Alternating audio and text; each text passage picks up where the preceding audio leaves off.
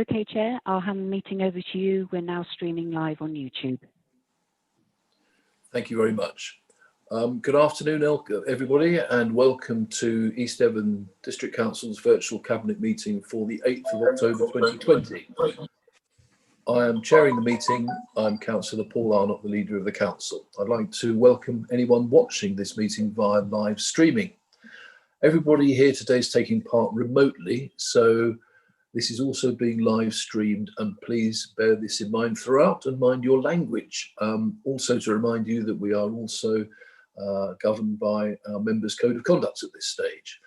We reserve the right to remove and disconnect any participant in the unlikely event that they attempt to disrupt the meeting by whatever means. And please can you remember to turn off your telephones or set them to silent. I'll now do that with myself. As the Cabinet meeting is dependent on internet connection and a power supply, if there's a break, we will try to reconnect, but if we can't do that within 15 minutes, we will have to adjourn. In which case, please refer to the committee pages on our website for details of us reconvening. If you can please make sure all your microphones are muted when you're not speaking so that we don't have any echoing. And I'd be grateful if you could keep any points short and consider not repeating points that have already been made. If you wish to comment, please raise your digital blue hand and you will be called. All councillors have been sent the agenda for today's meeting, which can also be seen at eastdevon.gov.uk. We will now start the meeting by doing a roll call of committee members here present. Committee members of Cabinet, please can you unmute, and when you hear your name, please confirm by saying present. I'll now hand over to DSO Amanda. Councillor Arnott. Present. Councillor Hayward. Present. Councillor Armstrong. Present. Councillor Bailey.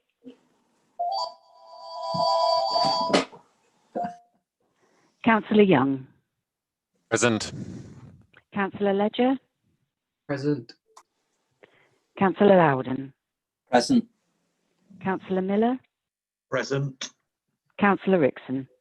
Present. Councillor Rowland. Present. Thank you. I can confirm, Chair, that you are quorate today. Thank you very much, Amanda.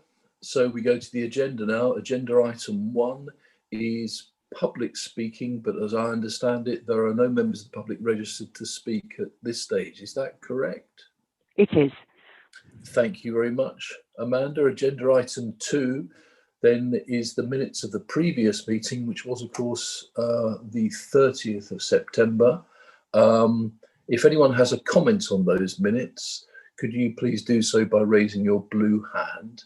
And if no blue hands are raised, I'll take this as an indication you all agree those minutes. So I'm just looking for blue hands.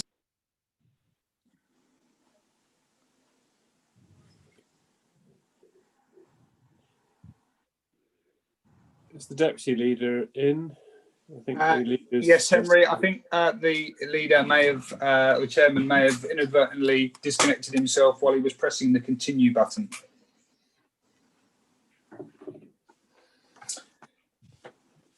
Shall I continue? Yes, please. Yeah. Okay. So I can't see. We have a blue hand from Councillor Megan Armstrong in relation to the minutes of the previous meeting held 30th. No, actually, Vice Chair, it wasn't in relation to that. I put it up before then. It was to say, I think Councillor Bailey has given her apologies, and I didn't know whether the Democratic Services had received her apologies or not, if they could be recorded. We'll get to that on the next item, Councillor Armstrong. Oh, sorry. Thank you. No problem sorry at all. about Thank that. you so much. Don't worry. Thanks. Thank you so much, Paul. Sorry about that. I have no idea what happened. Thank you for holding the fort. Are we still, did we have any blue hands on the minutes, Paul? Okay. Thank you very much. In which case, the minutes of that previous meeting are agreed. Agenda item 3. Chair. Yes. Chair. Sorry, I've just quickly put my blue hand up. I just wanted to refer, if I may, to minute 196, which is the public speaking from the previous meeting, where a member of the public expressed her anxiety about the, I think in the main, the speeding in Exmouth.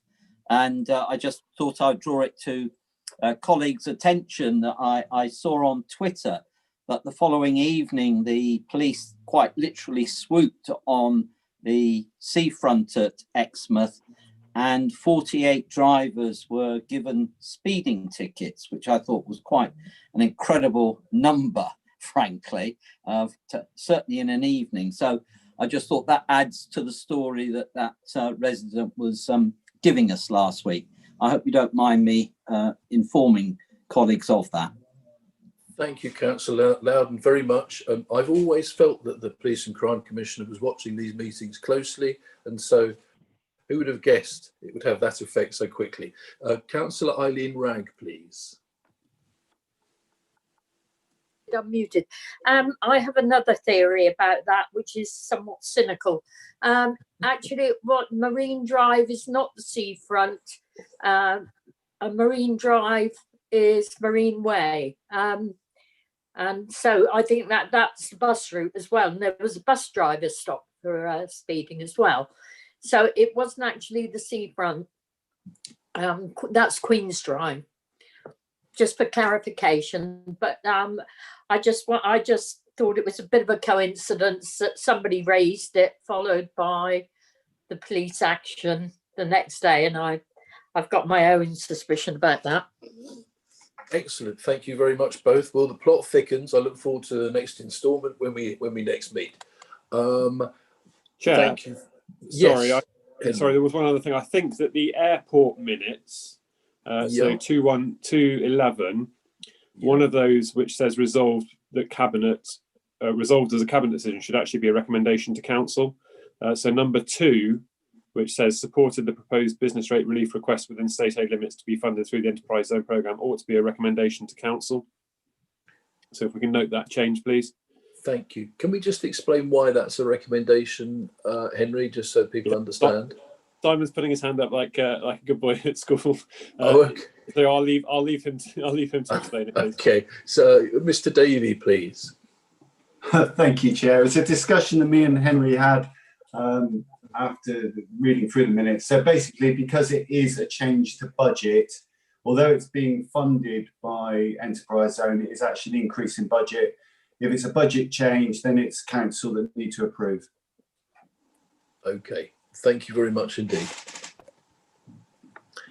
Okay, in which case we go on to apologies. And at the moment we have councillors Fabian King, Andrew Moulding, Steve Gazzard and Paul Jarvis.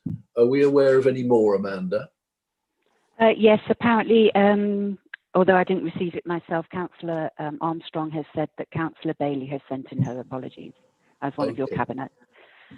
Thank you. And may I offer the apologies of Councillor Kathy Gardner as well. Thank you very much. Yes. I believe Councillor Rylance had to leave the meeting just after you joined. It flagged up on the screen, and I think she might be having some internet difficulties. But I can't see that she has rejoined. But if I'm wrong, my apologies. But I think she has come back. Ah, there we are. Sorry, Chair. Okay. All right. Thank you. But right, we'll watch out for Eleanor with interest all afternoon. Thank you. Good luck, Eleanor, with that. So now we'll go to agenda item 4, which is declarations of interest, which are done by roll call by Amanda. Councillor Arnott. None. Councillor Hayward. Yes, I have one. Agenda item 16, which is the Newton Poppleford Neighbourhood Plan.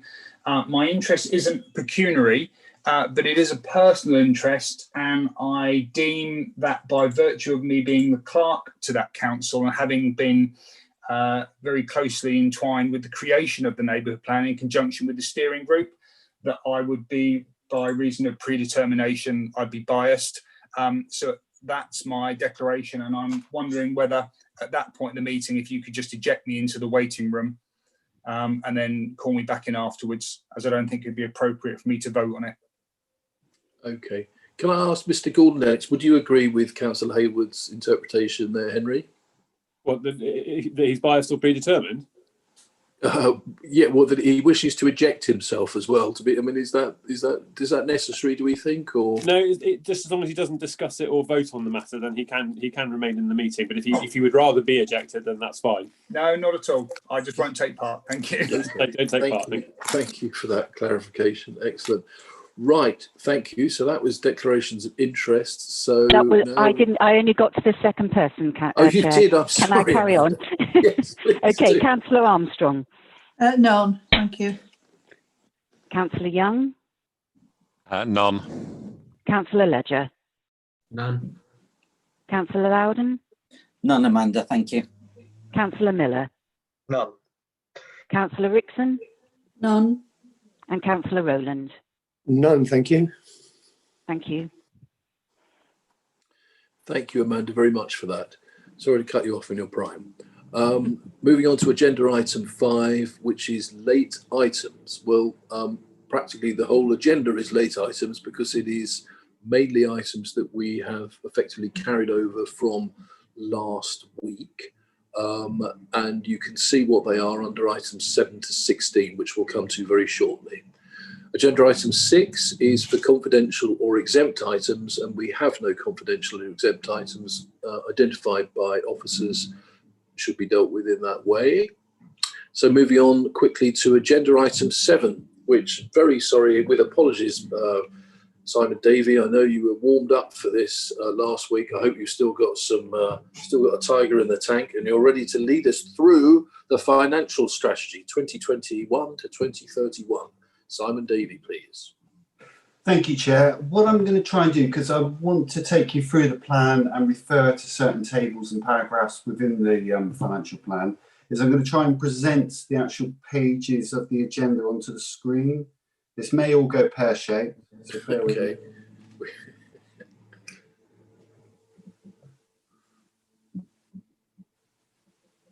I feel as if somebody should tap dance. Oh, we're in. Here we go. Okay. So just to take you through, the financial plan is based on just to be clear, is looking at the general fund and looking at our capital position.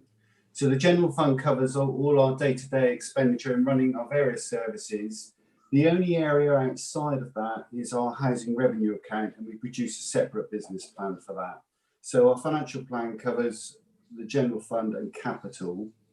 If we look, if I can, there are some key principles being agreed. It's just a bit of background to the plan as I've described it. There's some key principles to be agreed around the principles behind a financial plan, is to ensure financial stability of the council as we continue to respond to recovery from the pandemic. So I picked up that from the draft council plan, as it is draft at the moment, but just reflecting that within your financial plan. Key principle of annually, the council will produce a balanced revenue budget, which will be set with expenditure met by available resources. The general fund balance will be maintained at adopted level.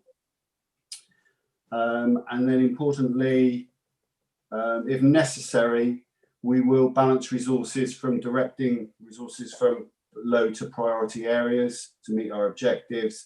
And also in setting our council tax, we'll keep to the annually announced government guidelines to ensure we do not trigger a local referendum. So that's the principles of how we're putting together our financial plan and budgets as we go forward on an annual basis. There's a little bit there about financial background. So that provides details that basically describing over the years cuts that we've seen to local government funding, cuts that we've seen at East Devon District Council, but we're no different to a number of local authorities, which makes our annual budgeting process difficult in terms of trying to produce a balanced budget. And then added to that, this year, we've got the implications of COVID on our financial position as well. So all those elements are taken into account when putting together our plan. Within the plan is the medium-term financial plan, which is on page 20 of your agenda, just coming to now.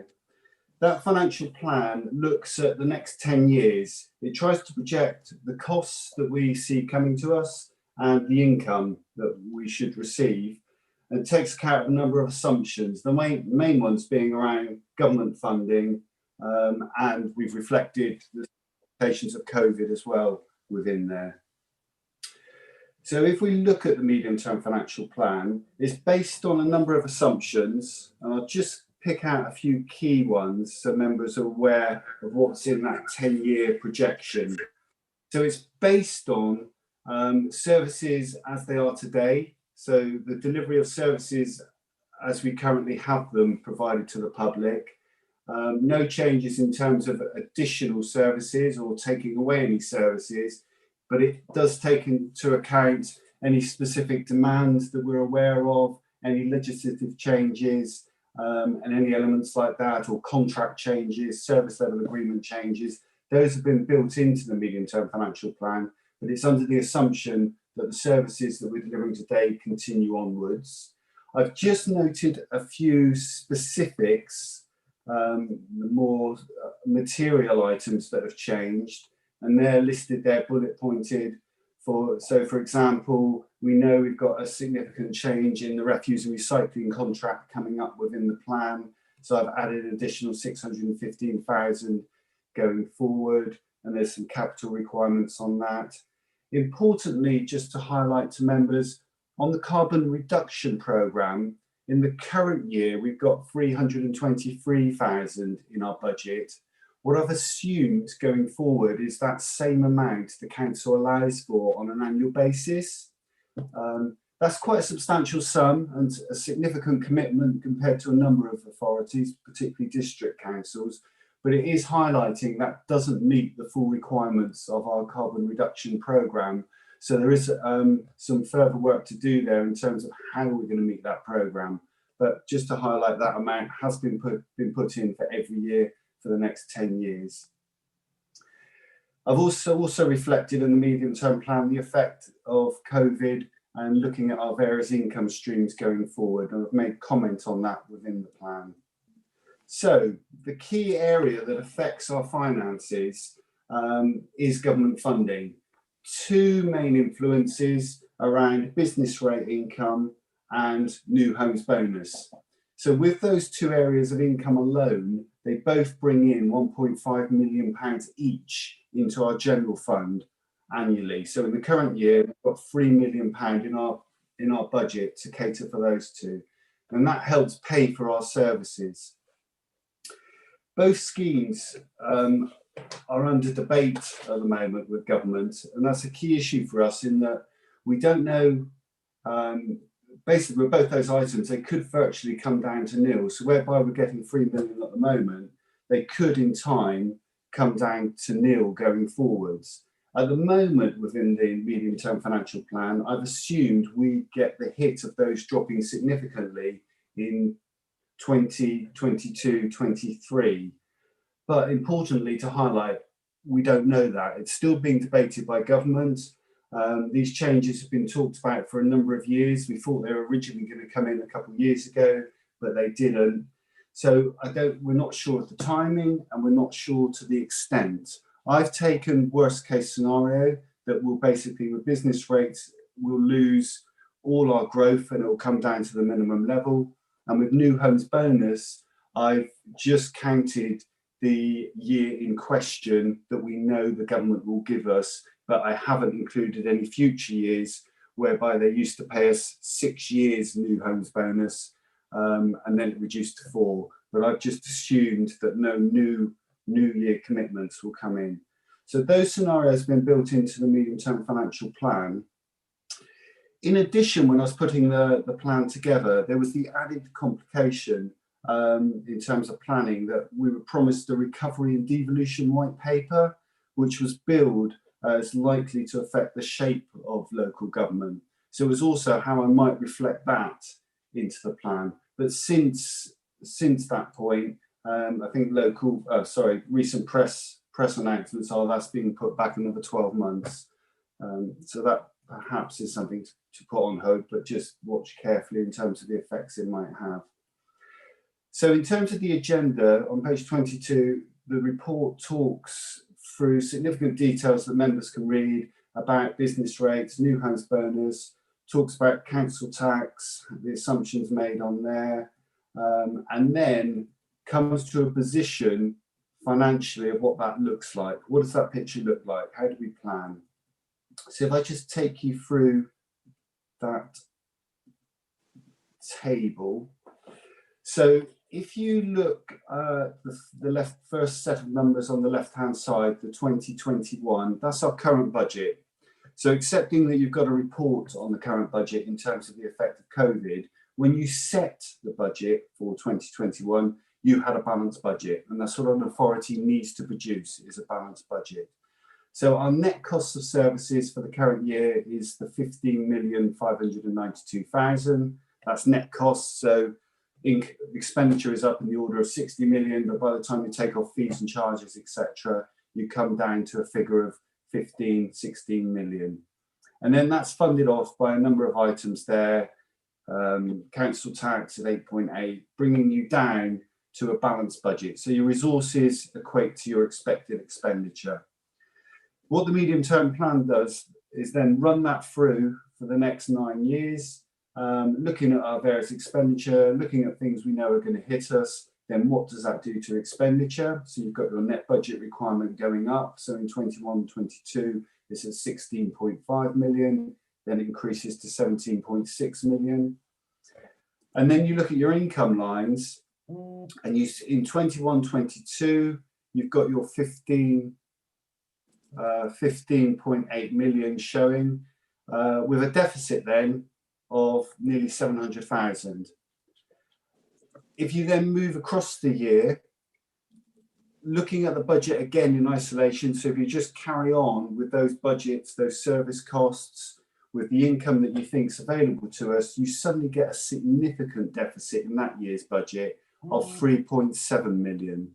Now, the reason for that is the effect I've taken out a significant element of new homes bonus money, and I've taken out a significant drop you can see in NNDR, business rates baseline. So we were getting 2 million in here, then dropping to 300,000 there, which suddenly gives you that significant deficit going on the bottom line. This line shows the annual budget and what will be the effect if you do nothing. So for example, in 23-24, if we carry on with our existing budgets as they are, when we set the 23-24 budget, we'll have a deficit of 4.9 million. Clearly not a position the council will allow, or we could legally continue with, in that we must produce balanced budgets. What the line in grey below shows is just how that cumulative figure would grow, but you would never get into that position. You know, you'd never be in a position whereby you're setting a budget that's of a deficit of 4.4 million and you still didn't solve the year before at 694,000.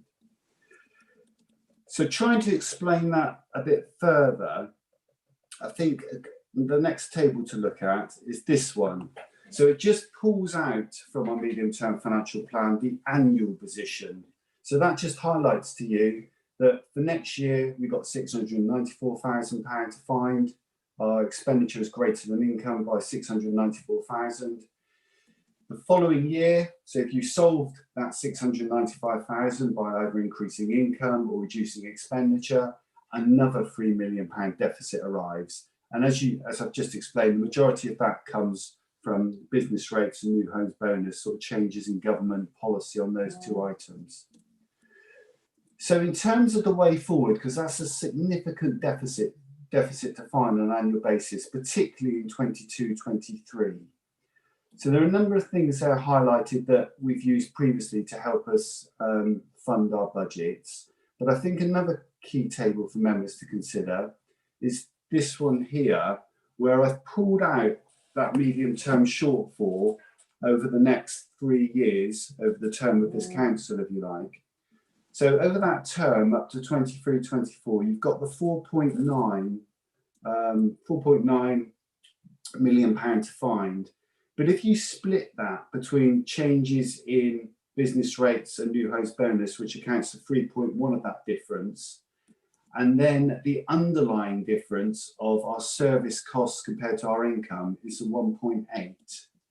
So in terms of a strategy going forward, what the financial plan is proposing is because a significant element of that deficit is an amount that we're not sure of how much and we're not sure when, is that through the outturn report that follows in your agenda later, the next item, there's the opportunity for members to set aside a reserve of £2 million to help us mitigate that risk. So a medium-term financial plan reserve that's being suggested is set aside of 2 million, which can mitigate the loss of those two significant changes by government, which means that has the advantage that we have the reassurance and prudence to set budgets with the knowledge that you've got 2 million to call upon to give you time. If those changes should suddenly come in, you can use that 2 million to give you another year, year and a half to plan properly about how you reshape the budgets of the council, rather than us taking the position now whereby for 22-23 you'd be looking at a £3 million saving that you would have to fundamentally change your services at a point that you don't know you've got to do it to that degree and you don't know when. So that's why the financial plan is taking the opportunity to set aside a reserve of 2 million that members can call upon if needed to mitigate that risk of having to find that significant saving, and then at least you can find that saving at a time when you know you have to achieve it. So I think that's the key element within the financial plan for members to agree. In addition, the medium-term financial plan looks at, before I touch capital, I think it's just worth highlighting, even if members agree to set aside that £2 million reserve, you're still looking at that figure of 694 to find for next year's budget, 21-22. The minutes of the budget setting and capital allocation panel were discussed at your last meeting, whereby members agreed those minutes, which gave us a number of proposals that we could bring forward to meet that budget gap of 700,000, 694,000.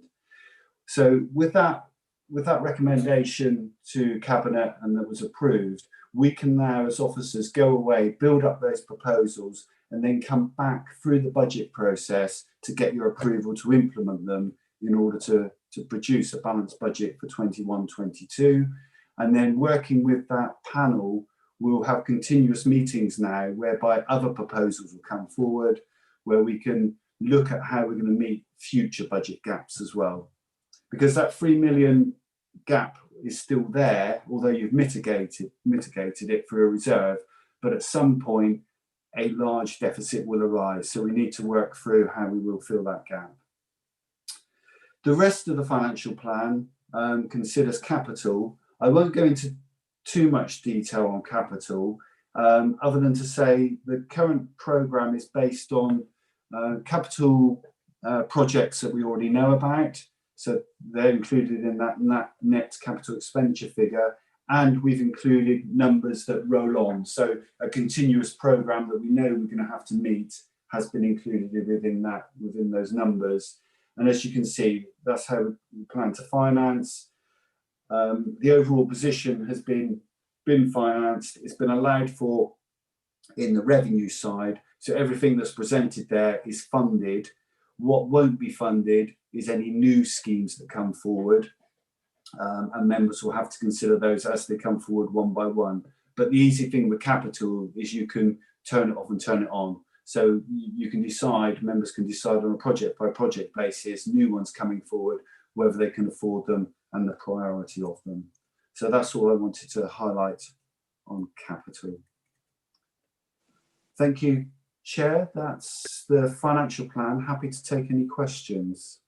Thank you very much, Simon, for an excellent and clear report of the position we are in now and in the medium term and our longer term challenges as well. I'd like to invite members who are not on Cabinet to raise your blue hands now if you've got any comments you'd like to make or questions you'd like to ask? And I'm just scanning up and down now. I can't see. Yes. Okay, thank you. Councillor Alan Dent, please.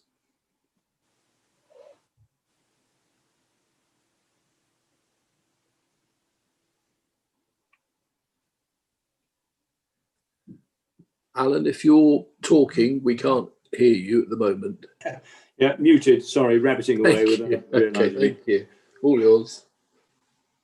I'm just looking at the borrowing requirement you've suggested in the NTFP, and I'm just concerned about how that gets paid back, because we still seem to be going on to spending money and borrowing and borrowing. How does that get resolved?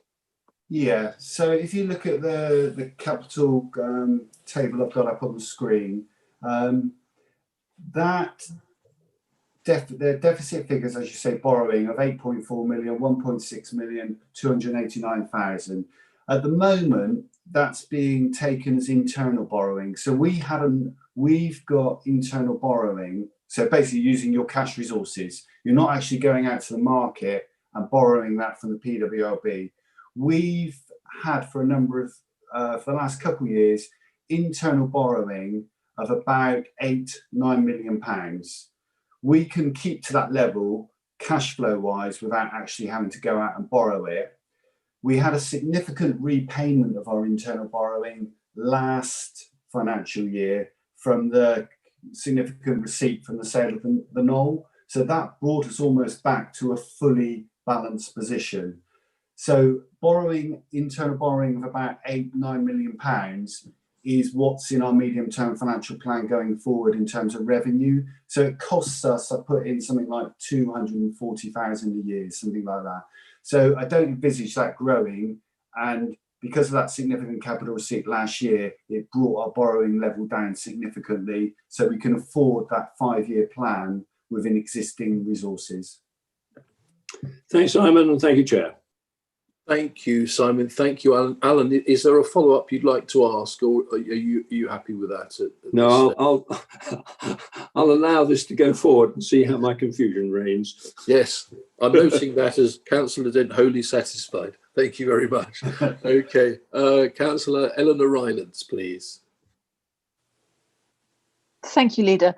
So the question for Simon, I'm sorry, I might have missed this when I was on one of my internet outages. But I guess you've got an idea of where you might be able to obtain the 2 million to cover the potential of the business rates and housing revenue being taken away from us. Have you got an idea where that might come from? And can you do it without affecting other projects? Yes. The next item on your agenda is the Revenue Capital Outturn Report for 1920 that John Symes will take you through. Basically, what that's recommending is 1920 financial year, we made a significant surplus above budget because of business rate performance. So what we're suggesting to you is you have 2 million available from 1920 that you can set aside. So it won't affect your current year, it won't affect any services. You've actually got that in your general fund now, and I'm suggesting you set that aside in your budget. Eleanor, would you like to come back with any further comment? No, I'm happy. Thank you, Leader. Okay, thank you very much. I can't see any more blue hands outside of Cabinet. Do shout if I'm missing you. So I'm going to come into Cabinet now, and I'm going to start off with our finance portfolio holder, Jack Rowland, please. Thank you, Chair. I just wanted to congratulate Simon on the work he's been doing and his presentation, giving a very clear report.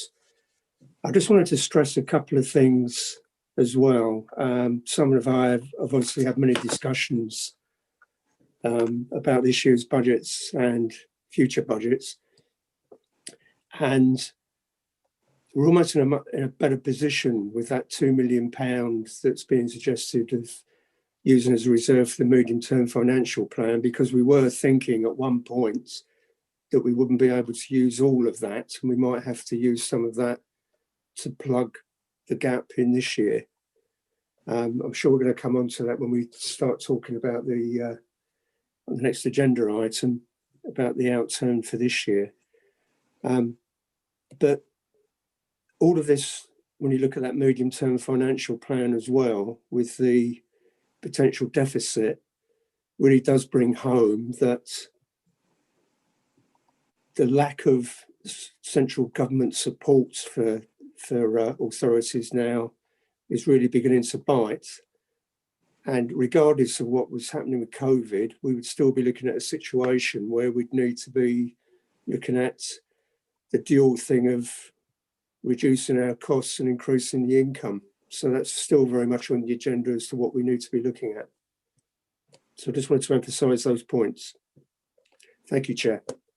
Thank you, Jack, very much. And thank you, Simon, for unsharing the screen and bringing us all back in our full glory. Councillor John Loudon, please. Thank you, Chair. A few comments. I wanted to echo what Councillor Rowlands just said about how this government has yet again been incredibly unhelpful to us as we move forward, thus making Simon's job even more difficult. And it may well be one of the things, Simon, that you want to budget for is a crystal ball, because otherwise, I'm going to have to say, I'm in admiration. I don't know how you manage to keep smiling whilst you try and juggle all of these balls in the air. And your explanation was, as the leader has said, incredibly clear. And I thank you for that. I take the Mrs. Thatcher approach to understanding finance, and that may take some of my non-administration colleagues by surprise. I see Councillor Dent smiling there. And before he gets too taken away by my reference to Mrs. T, it's only that I look at it from, if you like, the household budget, not from the housewife's point of view, but from the household's point of view, because we are in the modern times now. And I very much appreciate and understand the point that Simon has made about utilising the couple of million that he has got in order to buy us some time.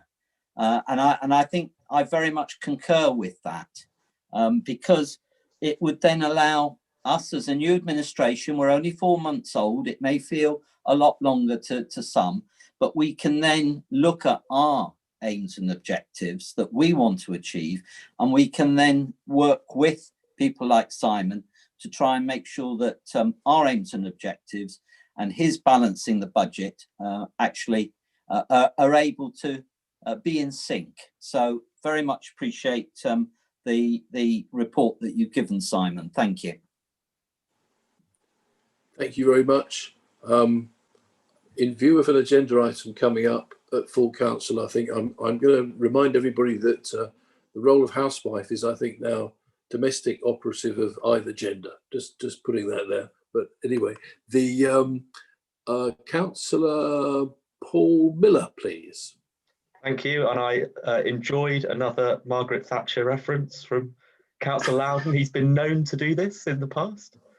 But I enjoyed it, and I think it's relevant because Ian Thomas used to always bang on about this, rightly, that councils have a legal duty to have a balanced budget. It's not the same with central government. They can run massive deficits, but as a council we can't. And I do feel like they've really tied our hands with it. It's very difficult for us to balance our budget without some quite serious intervention. And I thought we did have a really productive discussion at the budget setting and capital allocations group meeting on how we can achieve that. And that's the next step, I think. I mean, we need to look at our car parks, and I'm pleased to see that the TAF will be starting its work very soon. Public toilets review, all of this needs to happen soon, because we need to give Simon the assurance that he can set the balanced budget in the next few years, and just looking at the shortfall in year 2022-23, I think it is, I think it's over 3 million. It's extremely concerning. And I wish the government could give all councils, because it's not just us, and there are other councils in a much worse financial position than us. But I wish the government could provide a little bit more support, and I hope they do in the coming years. Thanks. Okay, thank you, Councillor Miller. I was just thinking through my 1970s history. I do recall that Mrs. Thatcher did refer to herself as a housewife. So in as much as that, Councillor Loudon did not misspeak, just for the record. Okay, so at the moment, I can see no other blue hands within Cabinet looking to speak. We have two recommendations, Cabinet. One, that we recommend to Council approval of the financial plan 2021 to 2031, and two, that members consider the minutes of the Budget Strategy and Capital Allocation Panel and endorse or otherwise the steer being given to address the projected budget shortfall outlined in the financial plan. Does anybody wish to propose those recommendations? Councillor Loudon, and seconded by Councillor Jack Rowland. Can we take a vote on that, please, by using the green ticks for yes, red crosses for no, and something grey, I think, for abstain. So for the benefit of those watching live, the vote's now taking place, and Chair, that motion is carried. Thank you very much indeed. Okay, lovely. In which case we now go on to our next agenda item, which is agenda item 8, Revenue and Capital Outturn Report 2019 to 2020. This is how we've actually done. And can I invite a report, please, from our Finance Manager, John Symes? Thank you, Chair. Yes, so this report is looking backwards to outturns as at 31st of March 2020. And the report covers the general fund, housing revenue account, and also covers capital expenditure. So starting with the general fund at paragraph 2.2, that provides some details there of the main variations against budget, sort of in the service areas. The end position resulted in an underspend of 2.718 million. And as it's been mentioned, the main element of this is coming from business rate income. So at 2.6 in the report, it details the general fund closing balance for the year, which stands at 6.395 million. So to put this into context, the adopted general fund balance range is between 3 million and 3.8 million. So that's almost 3.4 million above the minimum sum required to be held.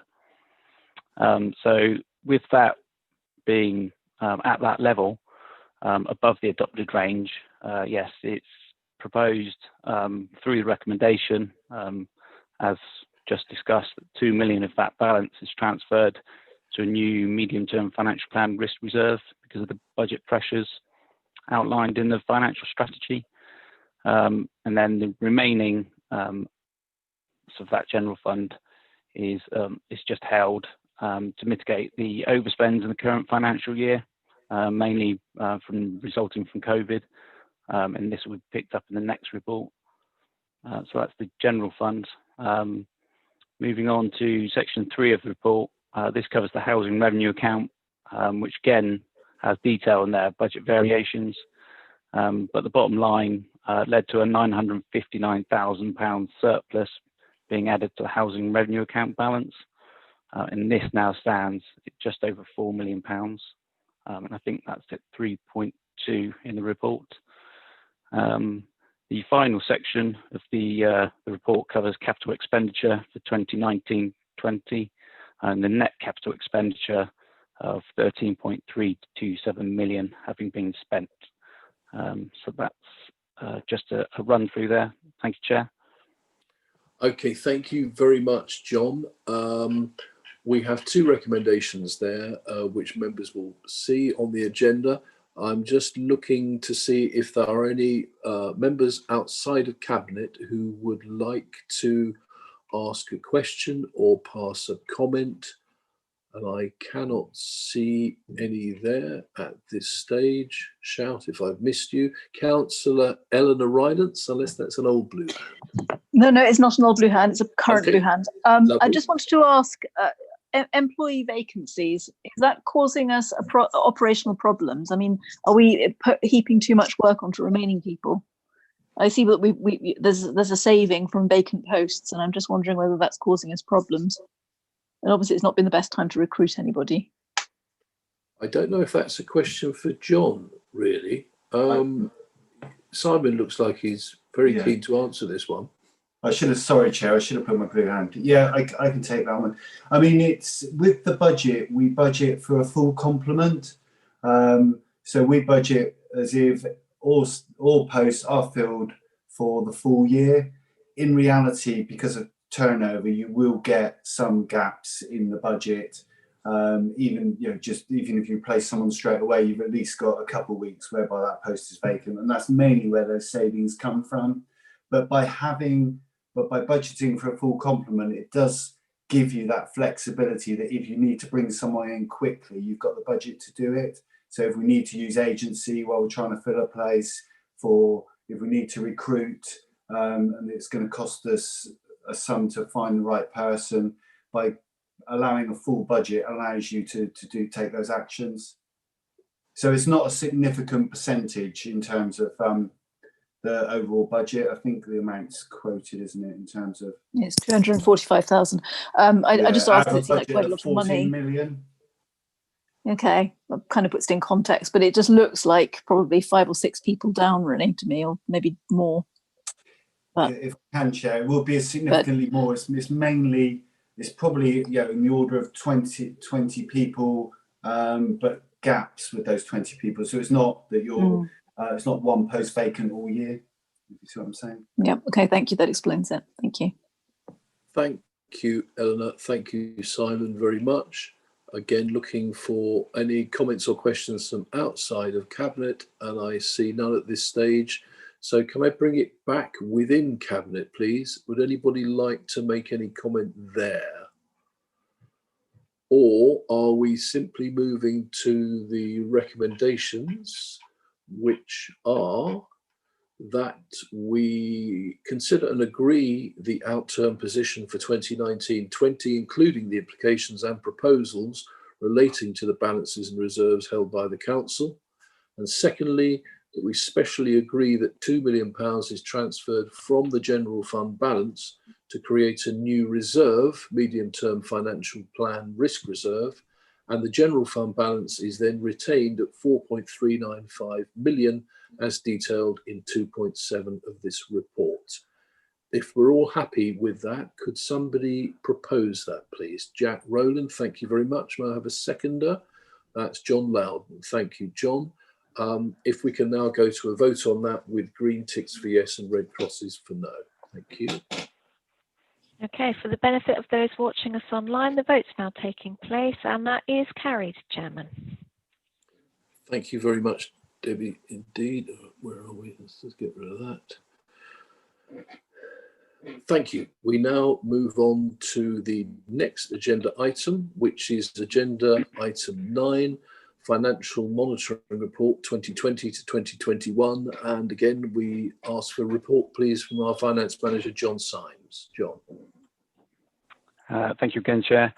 So this report is bringing numbers for month 5, so to the end of August to you. The report is showing a significant general fund overspend for the year of 4.574 million. However, this has been mitigated with additional government grants of just over £1.7 million, and also a further predicted 1.7 from the government's income guarantee scheme. On that note, last week we made the initial claim of 859,000, which was covering losses for the period April to July. So the net predicted overspend for the year is 1.163 million. And there's service-specific details of that on page 48 of the agenda. So previously, members had received financial updates, basically with the need to consider in-year options to meet that deficit, but as we've just heard, because of the favourable outturn position, it is now recommended that the general fund balance is used to meet the currently estimated overspend. So the table at 2.2 in the report is a useful summary, really, of the general fund position. So it's got the opening position there and the proposed uses of that reserve. So it leaves a predicted general fund balance at the end of this financial year, so that's March 21, of 3.232 million, which still remains within the adopted general fund balance range. So moving on to section 3 of the report, so that's from page 49. This gives details regarding the housing revenue account. The budgeted surplus for the year was set at 927,000, where as at month 5, it's predicted to be 1.427 million. And this is largely down to expenditure underspends due to work restrictions because of the requirements around COVID. The final section, again, covers the capital programme position as at the end of August. It's the approved budget that went through last year, and it includes slippage from 1920, and there's also the capital financing details in there. So thank you, Chair. Thank you very much, John. I would like to invite any non-members of Cabinet by raising your blue hand, please, if you wish to ask a question of John or anybody else or make a comment. No blue hands raised at this stage, in which case I'll bring it back into Cabinet. Cabinet, would anybody like to comment on that? Yes, Councillor Paul Miller, please. Thank you. My attention is drawn in section 2 to the expected outlay on LED, and I just wanted to put on record in this meeting my disappointment, I think our disappointment, the entire council's disappointment with the government over their failure to recompensate charitable trusts which provide leisure services. I can't understand why the government have taken an approach where they will recompensate in-house leisure providers, but aren't doing it for leisure providers, councils which outsource them, albeit to charitable trusts. And I think Simon Jupp MP appeared on ITV News yesterday to state, with relation to Exeter Airport, that there was an no ifs, no buts policy from the government towards recompensating councils and boosting the local economy. And I just don't, it doesn't seem to be consistent with LED. So I mean, that figure sticks out like a sore thumb in this report. And I really hope the government acts soon to recompensate us. Okay, thank you, Paul. I won't ask any of our officers to comment on that. But if indeed Mr. Jupp is in a no ifs, no buts mood, then perhaps we need to contact him again about this quite soon. Councillor John Nowden, please. Just returning to my favourite politician, Mrs. Thatcher, I'm sure, as the person who very much started the ball rolling on outsourcing, would have been very happy, I'm sure, to compensate outsourced organisations, because that would have been in line with her philosophy. So come on, MP Jupp, please help us. Councillor Jack Rowland, please.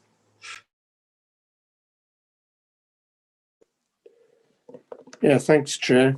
On the same theme, I would like to reassure everybody that representations are being made on this very subject, because it's highly important that those services that are provided through LED are maintained, because they are so important, especially in the current climate, for the health and well-being of our residents. So I really do think because I believe we have made representations without any response so far. So I can rest assure people that we will be following that up and hopefully that will provide a positive response. All helpful. We have a hotline from Conservative HQ. Councillor Alan Dent, very happy to let you back in now. Thank you, Chair. That's very good of you. I only just wanted to add, I've just been making notes of that, and having been to a spinning class at LED and Exos this morning, and having just got my strength back, we have a local meeting with Simon Jupp at the beginning of November, and that about LED and charitable trust and why the hell not are we getting money will be one I will ask on all our behalves, to be honest. Easy, John, easy. Thank you very much. Thank you very much. Okay, any other members of Cabinet? I just wonder whether, to help Alan in his early November meeting, we might offer a third recommendation here to this, that we write again, perhaps to our MPs on this subject. But I don't, so is there any, would anybody from Cabinet wish to propose such an idea?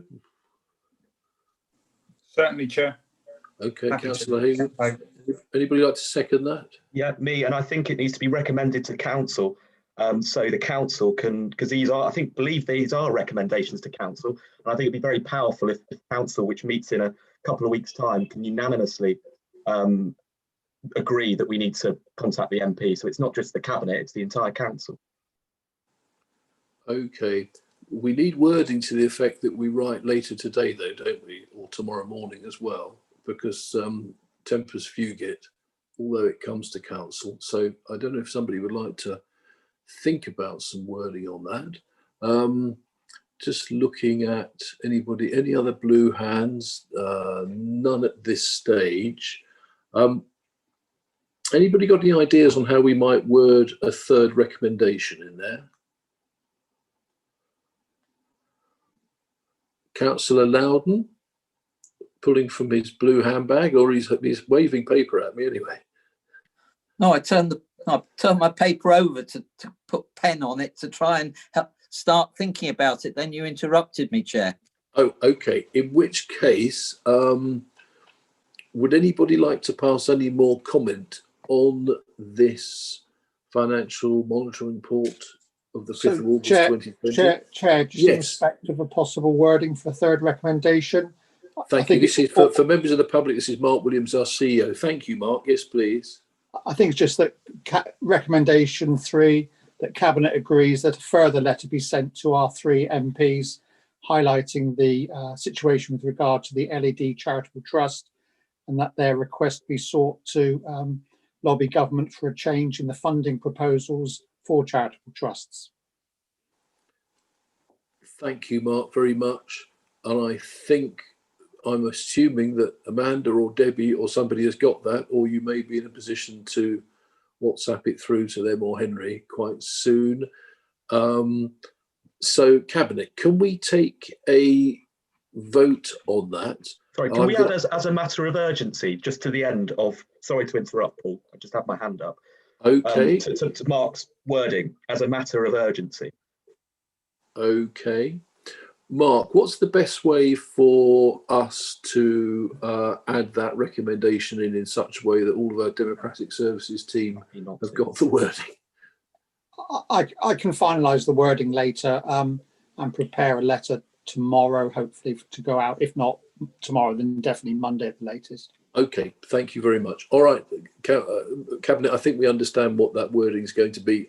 Jack Rowland.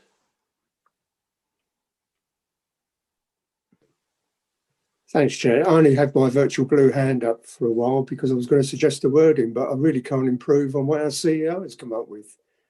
There we go. There we go. Congratulations, Mark, on that. It's almost as if he's done it before, isn't it? Brilliant, thank you. In which case, Cabinet, can we take a vote, please, on the recommendations before us at 1 and 2, and on the third recommendation as to be finalised by the CEO after the meeting?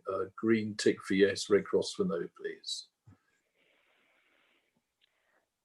For the benefit of those watching us, the vote is now taking place. And that is carried, Chair. Thank you very much indeed. Very good. Okay. Now we come to the reason we're here today, which is an absolutely critical agenda item 10. And I'm sorry to report we are back into the heart of COVID-19 territory again. This is about the Test and Trace Support Payment Scheme that you may have heard was announced by the government a couple of weeks ago, and we're going to have some duties in relation to that. So can I please ask for a report from our service lead for revenues and benefits, Libby Jarrett. Libby, please. Yes, thank you, Chair. I was actually going to hand you over to Councillor Rowland because he was going to introduce this report. Oh, okay. Jack. What a warm-up act. Okay, Jack, please. Thank you, Libby. I was going to say that was a surprise, but it wasn't. Yeah, thank you, Chair. I just wanted to emphasise before we get into details about the actual scheme that the government published the news about this on the 20th of September with the intention that local authorities would have to go live by Monday. So the timescales on this have been so short, it's unbelievable. And I want to give credit to Libby and her team, because apart from coming up with such a fantastic report that outlines the scheme and how it's going to be implemented, she was also the person that took the lead across the Devon local authorities to actually get a consistent approach.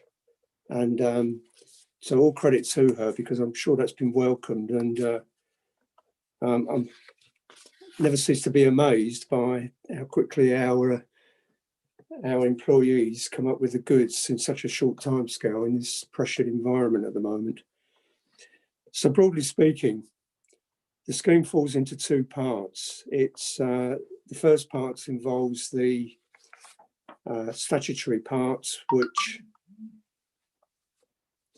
actually the payments that are involved for both schemes will be a flat 500 regardless. So it's not more, not less, it's £500 regardless.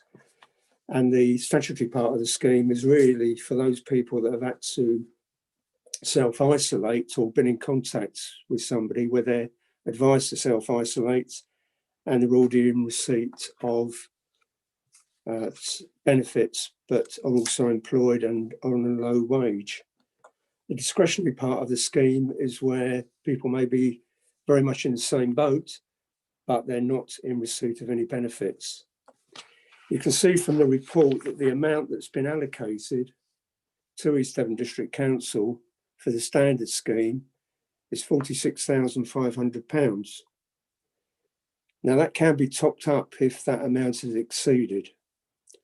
The discretionary part of the scheme of just shy of £28,000, as I understand it at the moment, would not be actually topped up by central government. So if we exhaust that money, it would be then coming out of East Devon budget. Just to outline what people would need to supply to get through the system when they apply is 5 different items. The first item is they'd have to supply the 8-digit NHS Test and Trace reference number. They'd have to supply a copy of the NHS Test and Trace notification, a copy of their latest bank statements covering the last 2 months, and proof of their employment, so ideally through a wage slip. And if they're self-employed, evidence of being self-assessed or their business accounts. And finally, I said 5 items, it should be 6. Final item is their national insurance number. So you can see from the level of information that's required from anybody that wants to apply under this, that if they can't supply the very first item about the NHS Test and Trace reference, they would be blocked in the system from being able to go any further. I think that probably, from my point of view, outlines the scheme. I hope people have had the opportunity to read through the payment scheme. And from my point of view, we're all thanks to Libby and her team, we're ready to go live with this on Monday the 12th, in line with what's needed to be done. I would point out the recommendation 2 about having delegated authority, including myself and the leader, as well as the officer. Just to put that in context, even today, Libby has been receiving further clarification about what's needed to be done. And it's more in terms of monitoring reports that have to be sent back. So even at this late stage, we've still got a moving picture about the requirements that are coming out from central government on this. I'm sure we can comply with everything that's being thrown at us if we continue to work as hard as Libby and her team have on this particular subject. Thank you very much, Jack. Thank you very much. And Libby, is there anything left unsaid? Over to you. No, thank you, Councillor Rowland, for introducing that and for your kind comments.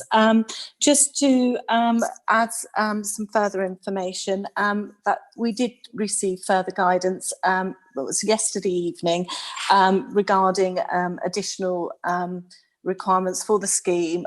They're not fundamental changes to the policies before you, but we will need to update them, which is something that we would be looking to do under recommendation 2 under the delegated authority. In terms of being ready for the scheme, we are looking to be ready by tomorrow. We've done a significant amount of testing on the forms. We've been working in collaboration with our partners at Exeter and Teambridge because we share the same ICT resource, so it's made sense to develop one form for, that can be used across the 3 authorities. That has worked really well and enabled us to progress at speed through this. And the testing has, we're through to the 2nd stage of testing, and hopefully we'll be looking for sign off to that today. We're also looking to do some beta testing. We have a number of residents who have expressed an interest that they may be eligible to claim. So we're looking to take them through the form process to highlight whether there's any issues before we make that claim live. I think that's it from myself. Thank you. Thank you, Libby, very much. And as Jack said, also for all of your work on this. Looking outside of Cabinet. Yes, Councillor Steve Gazzard, please. Thank you, Chair. Firstly, can I say I welcome the extra funding from the government, but questions to Libby.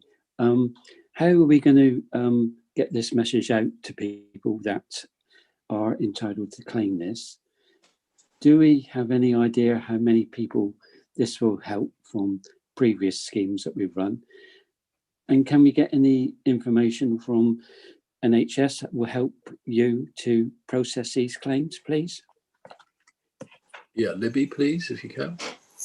Yes, I'm happy to answer that. The government are running a national campaign on promoting this scheme. When someone has to self-isolate, they will get an email or an SMS text message from NHS Test and Trace, and within that message will be details for the explaining the scheme for those on low income.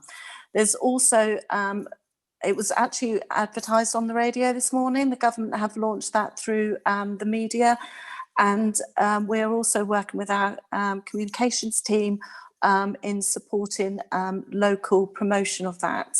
I think the aim will be to do a press release following Cabinet to promote the fact that with the scheme, and also we'll be making sure that our websites are up to date.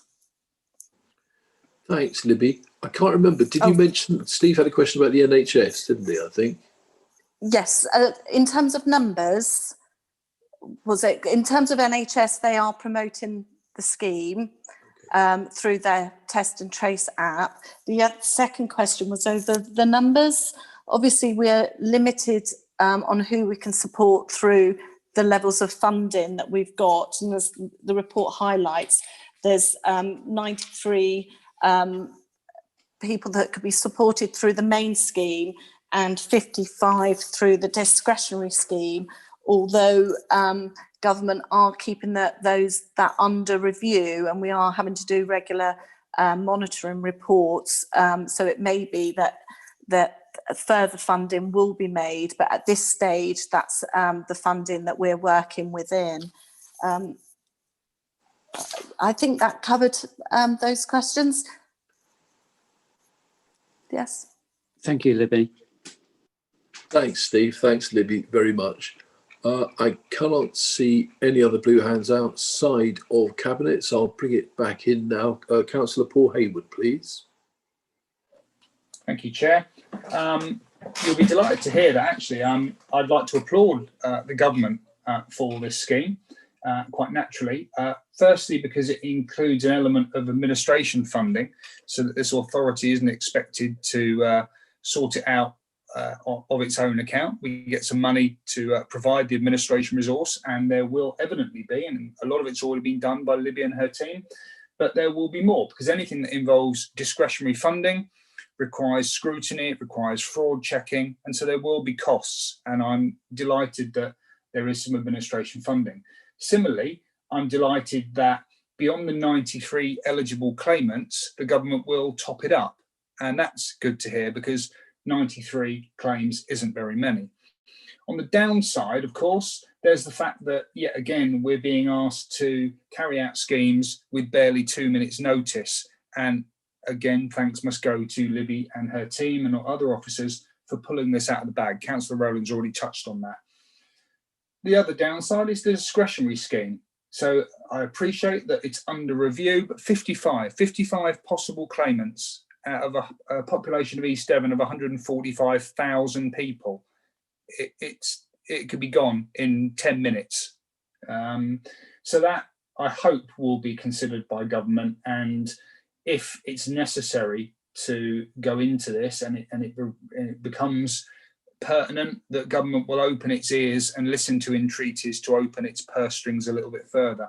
I suppose my final other question, because it is a test and trace discretionary funding scheme, is a question for Libby as to whether you're required to keep all the records on Excel spreadsheets as a requirement of this. I don't know if that's a central government mandate or whether we actually have a competent CRM system to do it. Hopefully not the former, because you might run out of columns, although actually you won't if you're only paying out 55 claims. Thank you, Chair. Thank you very much. Don't mention Excel spreadsheets.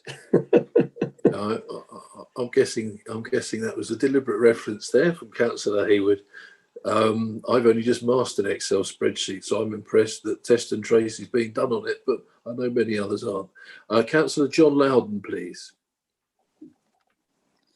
Thank you, Chair. Excuse me. I want to endorse everything that Councillor Hayward's just said. He's just taken some of the points I wanted to make, and he's made them very well. Obviously, I start off again, as everybody has, by congratulating Libby and the staff for delivering this and delivering it very quickly and succinctly. My anxiety is a bit like Councillor Hayward's. It's about paragraph 1.7 of the report. And this is the 93 for the standard main scheme and the 55 potential for the discretionary scheme that we've got the money guaranteed for, if you like. And I don't mean to be churlish towards the government, because I frankly wouldn't want to be in their shoes at the moment. But it is a real concern to me that we have got another 3.5 months worth of this scheme to run. And the indications are that things are going to get tougher rather than easier as we move forward, albeit that we still remain, thank goodness, in a very a very secure part of the country.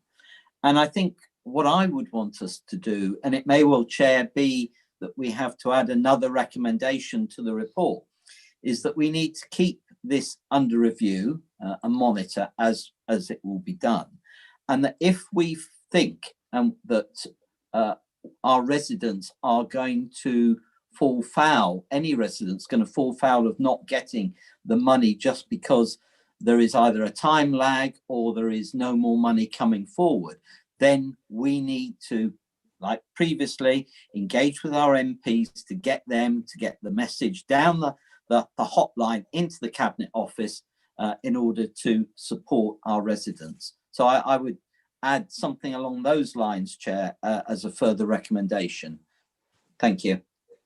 Okay, thank you, John. I'll leave you for a minute to see if you can just come up with a one-liner to that effect, while I bore you with a comment of my own.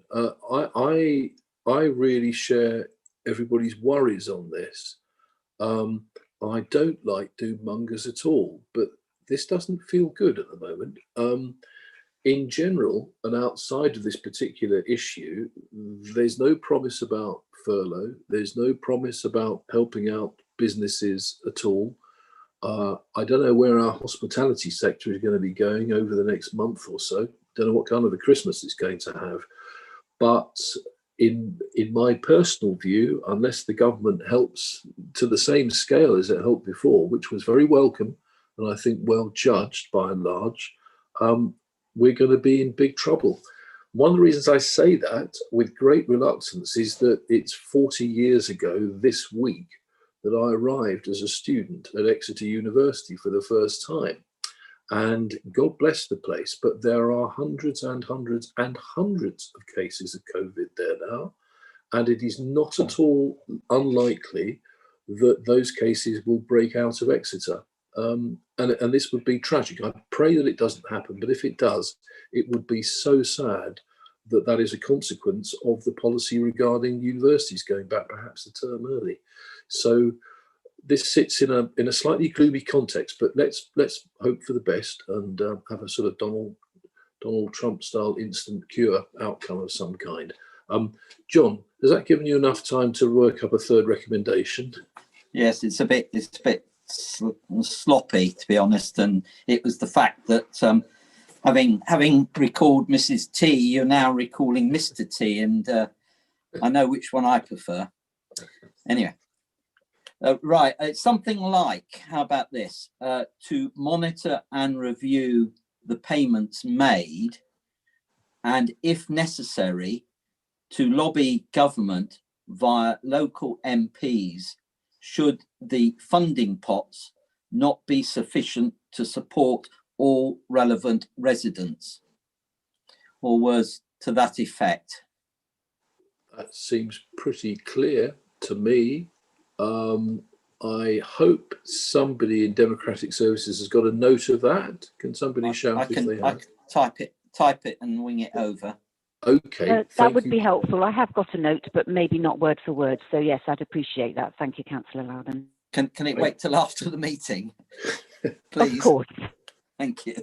Thanks, Amanda. In which case, Cabinet, with nobody else inside wishing to speak, can we look at those two recommendations that we already have on page 52 of our agenda? If you're happy with recommendation 1 and 2, I better read them out because not everybody's got an agenda. The first one is to adopt the test and trace support payments policies for both the standard and discretionary schemes, as referred to in our appendices, and 2, to delegate authority to the Council's Section 151 officer, that's Simon Davey for people who may not know that, our Finance Service Lead, in consultation with the leader and the portfolio holder for finance to adjust the discretionary policy to take account of changes in government guidance or from experiences in administering the scheme that have not yet been identified, or that we've been unable to fully consider when developing this policy. That needs to be have not yet been identified. And then John's third, that I think we all understand. So by green ticks for yes and red crosses for no, please maybe take a vote on that now.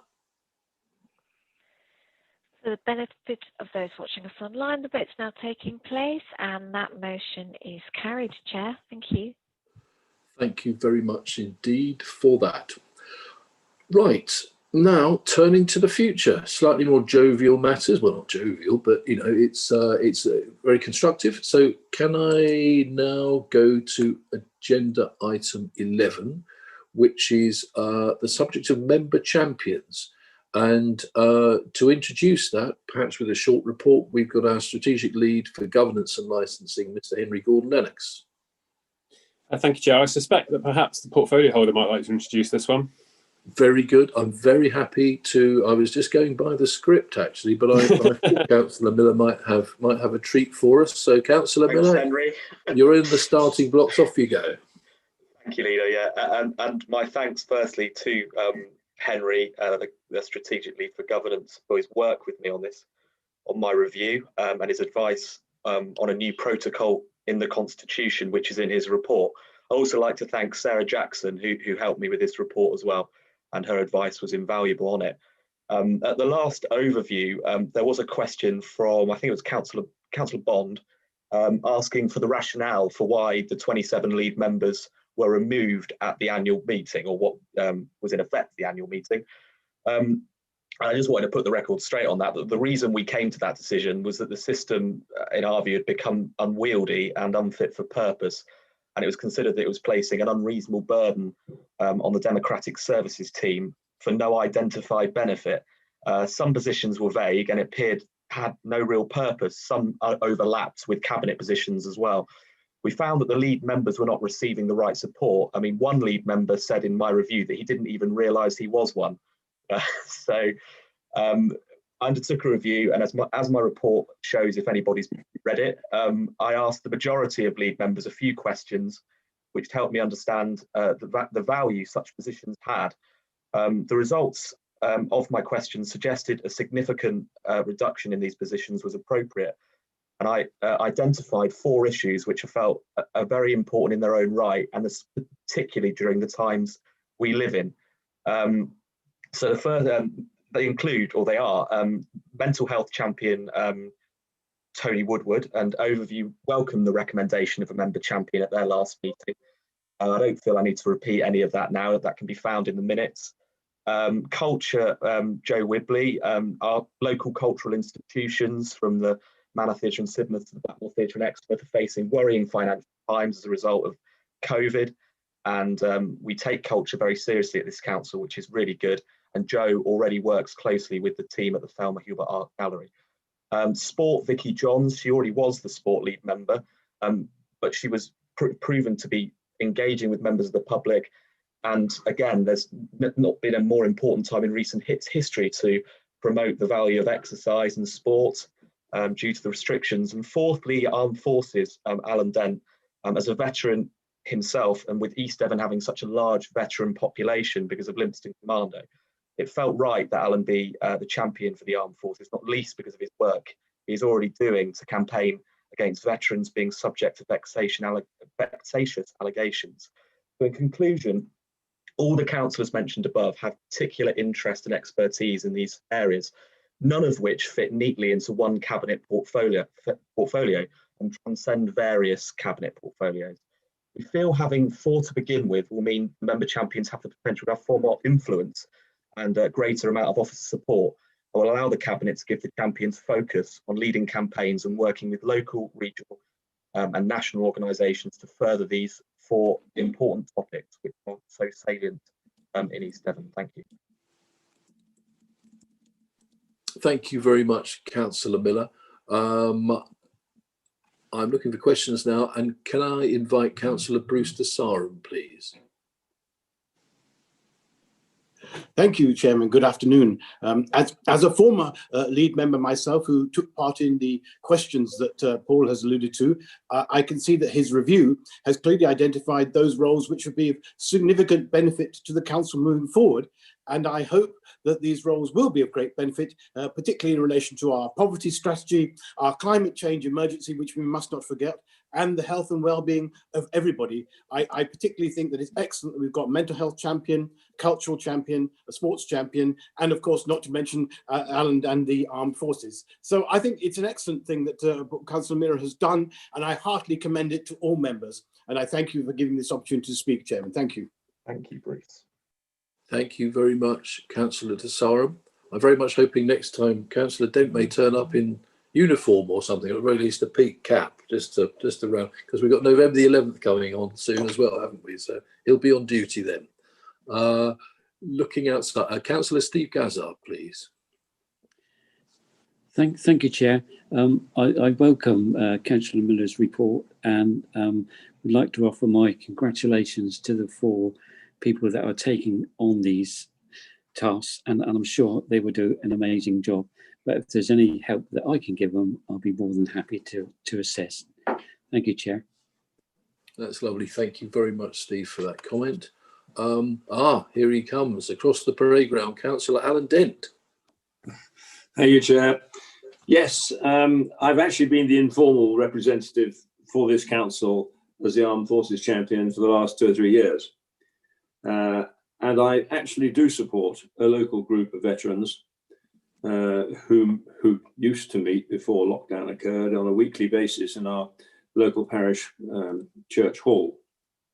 And they're all, one way or another, quite badly damaged and need all the support they can get. But of course, there isn't any from the National Health Service. So what happens is they meet as a peer support group, and I do whatever I can to help and be encouraging. I did have the opportunity some months ago of meeting the Defence Minister and did take the opportunity to lobby him as forcefully as I could at the Royal Marine Camp at Lympstone about historical investigations. One of the group that I support is still vulnerable to prosecution for things that might or might not have happened in Northern Ireland some 50 years ago. And this man is now in his 70s. And I tell you now, when he goes into a room, and I've been with him several times, he goes to the opposite side where the door is so he can see who is coming in and out of the door. So after 50 years, he's still extremely twitchy. So I'm very happy to take on this role. And I think perhaps what I can do initially is to see what we as a council are doing in a more formal way than we have done before. And that, I think, would be my starting point. But I'm very happy to do this, and thank you for nominating me. Thank you, Chair. Thank you, Alan. And as Paul has said, you'll have our full support in that. I have a great mate. I don't know if anybody saw it. There was a play called Soldier On that started in Exeter about 2 years ago. It was written by a friend of mine, Johnny Lewis, who'd actually been working with Johnny Mercer as well, who I think you're referring to then, Alan. And this was a play which it was a play about a group of ex-servicemen putting on a play about ex-servicemen. It was actually performed by ex-servicemen, including some amputees, and some of whom lived in the West Country. So this has got a very long tail to it, all of this, hasn't it? Councillor Eileen Wragg, please. Oh, thank you, Leader. Well, I applaud Alan Dent for the work that he's doing, has been doing. I know that there was a veterans group in Exmouth that used to meet. I'm not sure whether they do, whether you're aware of it, Alan. I know that I supported them when I was county councillor and able to do that. But I can perfectly concur with Alan's contacts.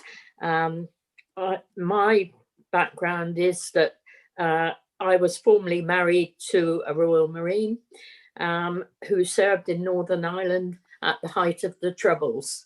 It was a very, very difficult, challenging time. And I remember his unit coming back because he was the CO in that unit.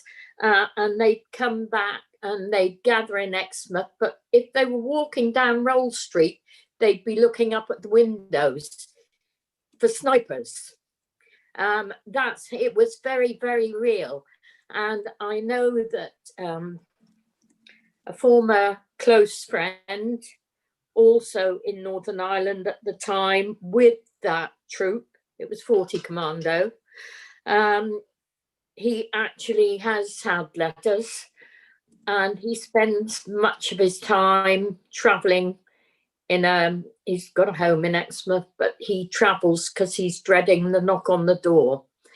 It's very real. I know that Johnny Mercer has been very active in this, a very strong proponent for veterans. And so I think any help that any of us can give Alan, any backing in helping these men who were young men at the time, and they were obeying orders. They had no choice. So really, it was a hugely demanding, dangerous situation. And I believe that we owe them a debt. No, there was wrong on both sides. We know that. But we had to bring about a peace in Northern Ireland. It's not just Northern Ireland either. We know about the other tours of duty in Afghanistan and Iraq and Bosnia. So really, I applaud what Alan's doing, and I'm very pleased that this champion role is continuing. And as I say, I'm sure that we will all support in any way that we can. They serve their country well. Thank you very much, Councillor Wragg. I don't think we have anybody left to speak outside of Cabinet. Inside of Cabinet, would anybody like to speak on that before we go to a vote? Oh yeah, Paul, come on back. Just Paul very Miller. quickly, I just wanted to thank all of the councillors outside of the Cabinet, Councillor Gazzard, Councillor Wragg, Councillor de Sarum and Alan Dent as well for their great contributions. And I think this discussion has just reinforced why I feel the roles that have been chosen are the right ones, and they all link together as well, which I think is really useful, so they can support each other. I mean, mental health and the armed forces, I mean, they are just so interlinked. So I'm really confident and I'm hopeful that these roles will be a great asset to the council, not just in the next few months, because we'll review it next May to see whether it's working, but hopefully in the long term as well. Thanks. Yes, thank you, Paul. I'd like to thank you, Paul, on the record for your work on this. It's an original piece of thinking. It came out of what had been a very good idea before. Obviously, great ideas to have champions for just about everything, but they weren't getting to champion anything, were they? So I think this rationalisation and refinement you conducted with the help of Sarah Jackson and with Mr. Gordon Lennox as well has been a really important piece of work and achieved very quickly, I think, within the new administration. Cabinet, if there's nobody else to speak on this, please may we go to the recommendations. The recommendations are: 1, that we consider the reintroduction of member champions following the review by the Democracy and Transparency portfolio holder. If it is agreed that there should be member champions, then to recommend to Council that the Constitution be amended as detailed in Appendix 2, and that the member champion areas of interest and appointees be made as detailed in paragraph 4. And 3, that we agree to receive a report following a further review of the role of member champions prior to the annual meeting of Council in 2021. Okay, so that essentially means we're kind of trialling this for 6 months, aren't we, really? Right, those seem to make sense to me. If there's no further comment, sorry, I've just seen a green tick. Councillor Jeff Young, please. You are on mute, Jeff. I'm just supporting the recommendation. Lovely. So that's a proposer from Jeff. Thank you, Jeff. Can I have a seconder, please? By means of somebody. Just to interject, can I just check that is to agree to the reintroduction of member champions? Yes. Yeah, thought it might be. Thank you. Okay. And can I have a seconder for that, please? Happy to. It's John Loudon. Thank you very much. Okay, using your green ticks, red crosses, can we take a vote on this, please? And that is carried, Chair. Thank you. Thank you very much, Debbie. Very good. Okay, lovely. Now, I hope to a brief item, because there's very little to report, great, mercifully, which is to, in fact, no, so the Cabinet, we did have an item 12, complaints to the Ombudsman during 2019 for 20, but for technical reasons, we're going to carry that over to next time, if that's okay. It's a non-urgent item.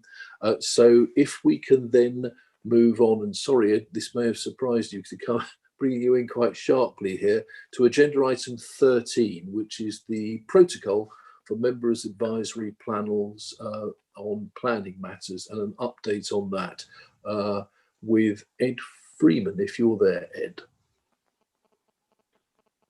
Thank you, Chair. Yes, so this is a brief report to update the protocol on members' advisory panels for planning matters, following some concerns being expressed with regard to the existing protocol in relation to its being very old and issues of transparency that were raised with that.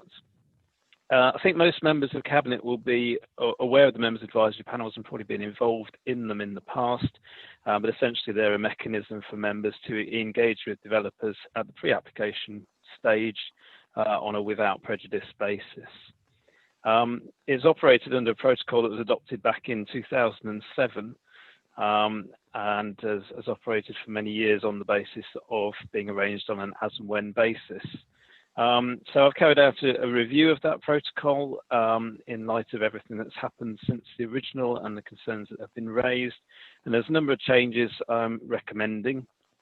The main ones being that we have a clearly stated purpose for the meetings that's detailed in the protocol, that formal minutes are taken of each meeting, that there's a clear statement of when and how correspondence and minutes will be published, that we update the list of panel members to reflect the current structure of the council and member roles, and that there's clarity over the timings to try and stop developers from overrunning. We've had a number of meetings where the developers have taken the entire time slot with their presentation. Talking of which, I won't babble on any longer and simply recommend the amended protocol to members for adoption. Thank you. Thank you, Ed. Brilliantly done. Yes, before, unusually, I'm going to pass a little comment on this. I'm really pleased to see this is happening. This is absolutely something that the new administration promised we would do. As Ed has mentioned, there has been a protocol since 2007, but I don't think many people had a clue where it was or what was in action there. So I suggested a number of ideas, which I'm very pleased that Ed has incorporated and picked up and now are in these recommendations. And I think this really helps us as we go ahead because it's very unfair if people who happen to work in the building business or know landowners or whatever and have meetings with them that are entirely innocent, fingers get pointed afterwards, don't they, sometimes? So I think this makes it very clear the conditions on which we as members meet with developers or landowners. And in my view, if you act according to this protocol, it keeps you absolutely on the straight and narrow. You've got a record of that meeting, and you can therefore have a productive and constructive relationship as far as planning and development in this district is concerned moving forward. Sorry for the editorialising. Now, looking to outside of Cabinet, would anybody like to ask a question or pass a comment on that? That looks like no at the moment. Oh, yes, Councillor Steve Gazzard, please. Oops. Thank you, Chair. Just a question to, will this new protocol be pushed down the line to parish and town councillors, please? It's a good question. I don't know if Ed can, well, Ed certainly can't answer that, can he, really? Henry, do you want to have a go? I know the answer is, I don't know, but what do you think? I'm not sure I quite understand the question, as in whether it can be imposed at a town and parish level. Is that what Councillor Gazzard means? Well, I wonder if he means, sorry, Steve, to cut across you. Of course, don't forget many towns and parishes take their code of conduct from us, don't they? I certainly know our one in Collerton has more or less photocopied the East Devon one. I don't know whether Councillor Gazzard is thinking that in Exmouth. Steve, sorry, over to you. Yeah, no, I would concur with what you said, Chair, but obviously a lot of town councillors are also district councillors. So there could be a problem there. But I'm just seeking clarification, really. Yeah, so it doesn't form part of the code of conduct. It is just a protocol that's adopted to manage a particular set of circumstances. So as the district, we couldn't impose that on the towns and parishes, and the towns and parishes would have to adopt their own approach as to how they deal with it. Henry, can I ask a question then? Is it possible to stitch this into the code of conduct at some future date as an appendix, as a protocol? I mean, I think the reason, to be absolutely frank with you, I had no idea this existed, because I think it's somewhere, deep in the website, wasn't it? But it's certainly not something we flagged up to new councillors. So how can we make this more prominent? So there is a protocol for dealing with, or it's the member protocol for dealing with, member and officer protocol for dealing with planning matters, and it could certainly form part of that, which sits within Part 5 of the Constitution. I'm not sure it's appropriate for inclusion within the specific of the Code of Conduct, but it could certainly be contained within the Constitution. And bear in mind that even if it was included within our Code of Conduct, it would then necessitate other towns and parishes sort of re-adopting our Code of Conduct, because at the moment there's quite a sort of disparity between them as our versions have gone on. Not every town and parish has kept up, so there are a number of different versions out there, and they're not obliged to adopt ours. But there's certainly no reason why it couldn't be in the Constitution. Okay, thank you. Maybe we need to look at a recommendation along those lines. Councillor Paul Miller, please. I'd like to thank you, Leader, for initiating this change. It came from you, and I was pleased to be able to add my little bit into it with incorporating Transparency International's best practice recommendations for local authorities, which includes publishing any pre-application meetings that the protocol covers as part of any future paperwork for planning applications. And I contacted them the other day for their expert view on the report, and their head of policy has written back to me welcoming this report, and they said this protocol makes provision for transparency over engagement with developers throughout the entirety of the planning process, which is a key safeguard against the perception or reality of foul play. So I think it's great credit to Ed, who wrote the report, and great credit to you for this. And finally, there was one, and it actually links to what we've just discussed.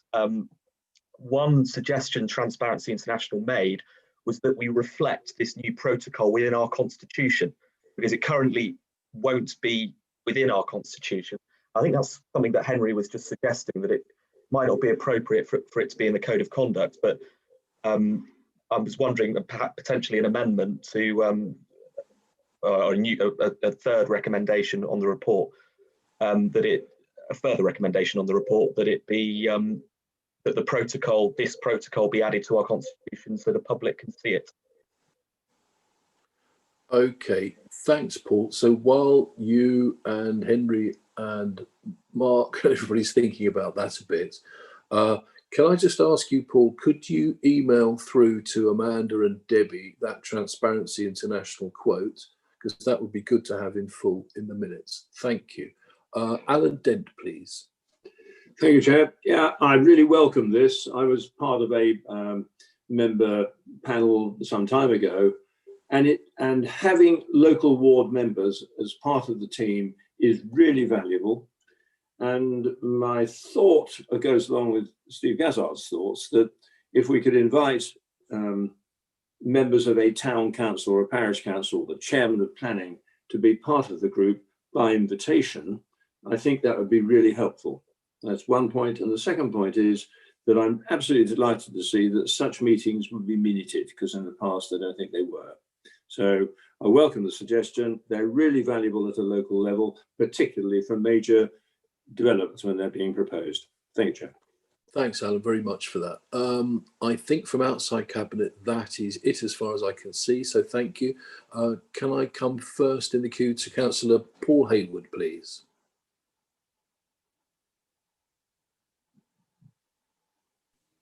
Thank you, Chair.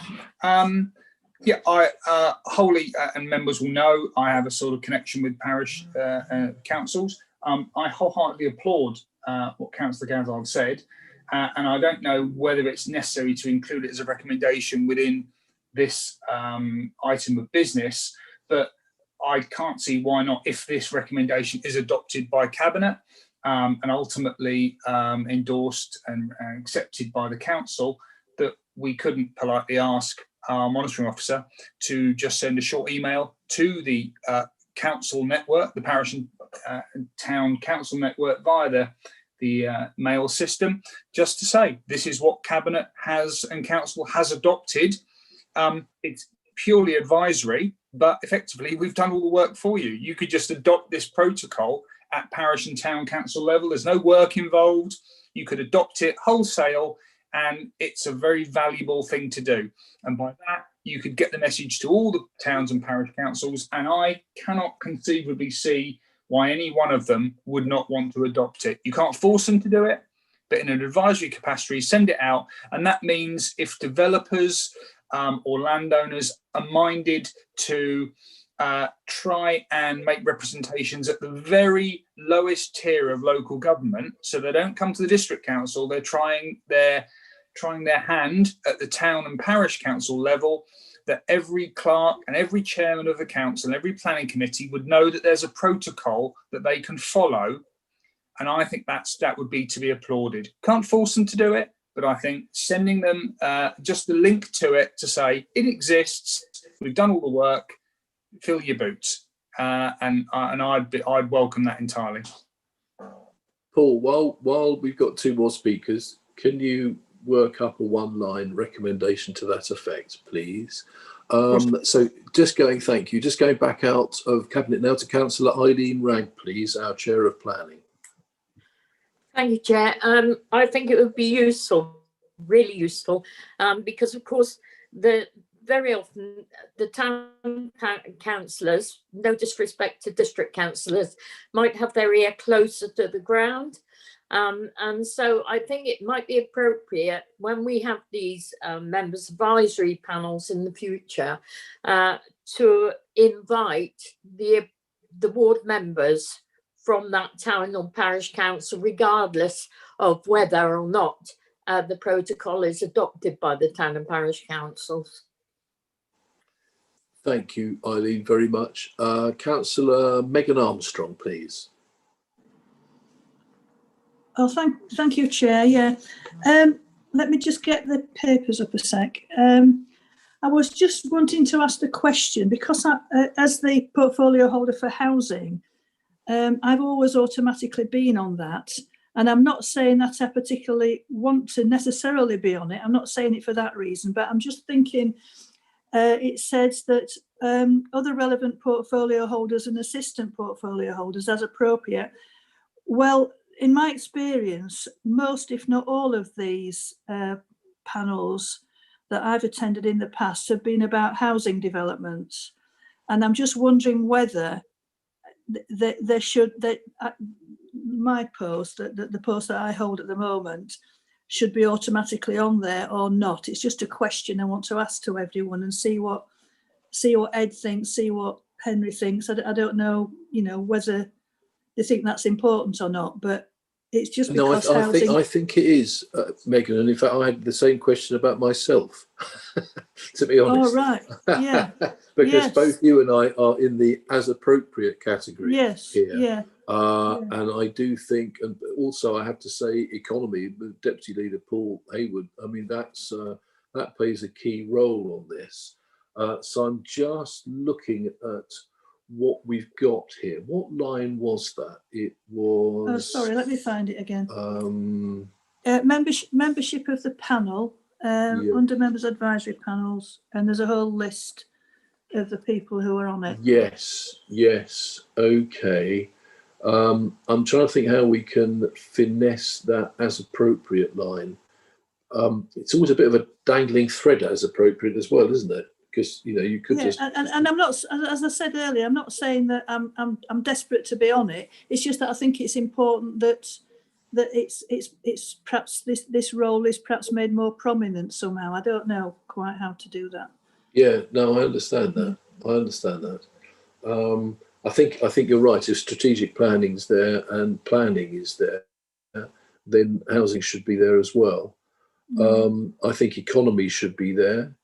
And I think since it's usually a strategic issue that may well cover across the district, I think the leader should be there as well. Henry, Sorry, I hadn't noticed that bit.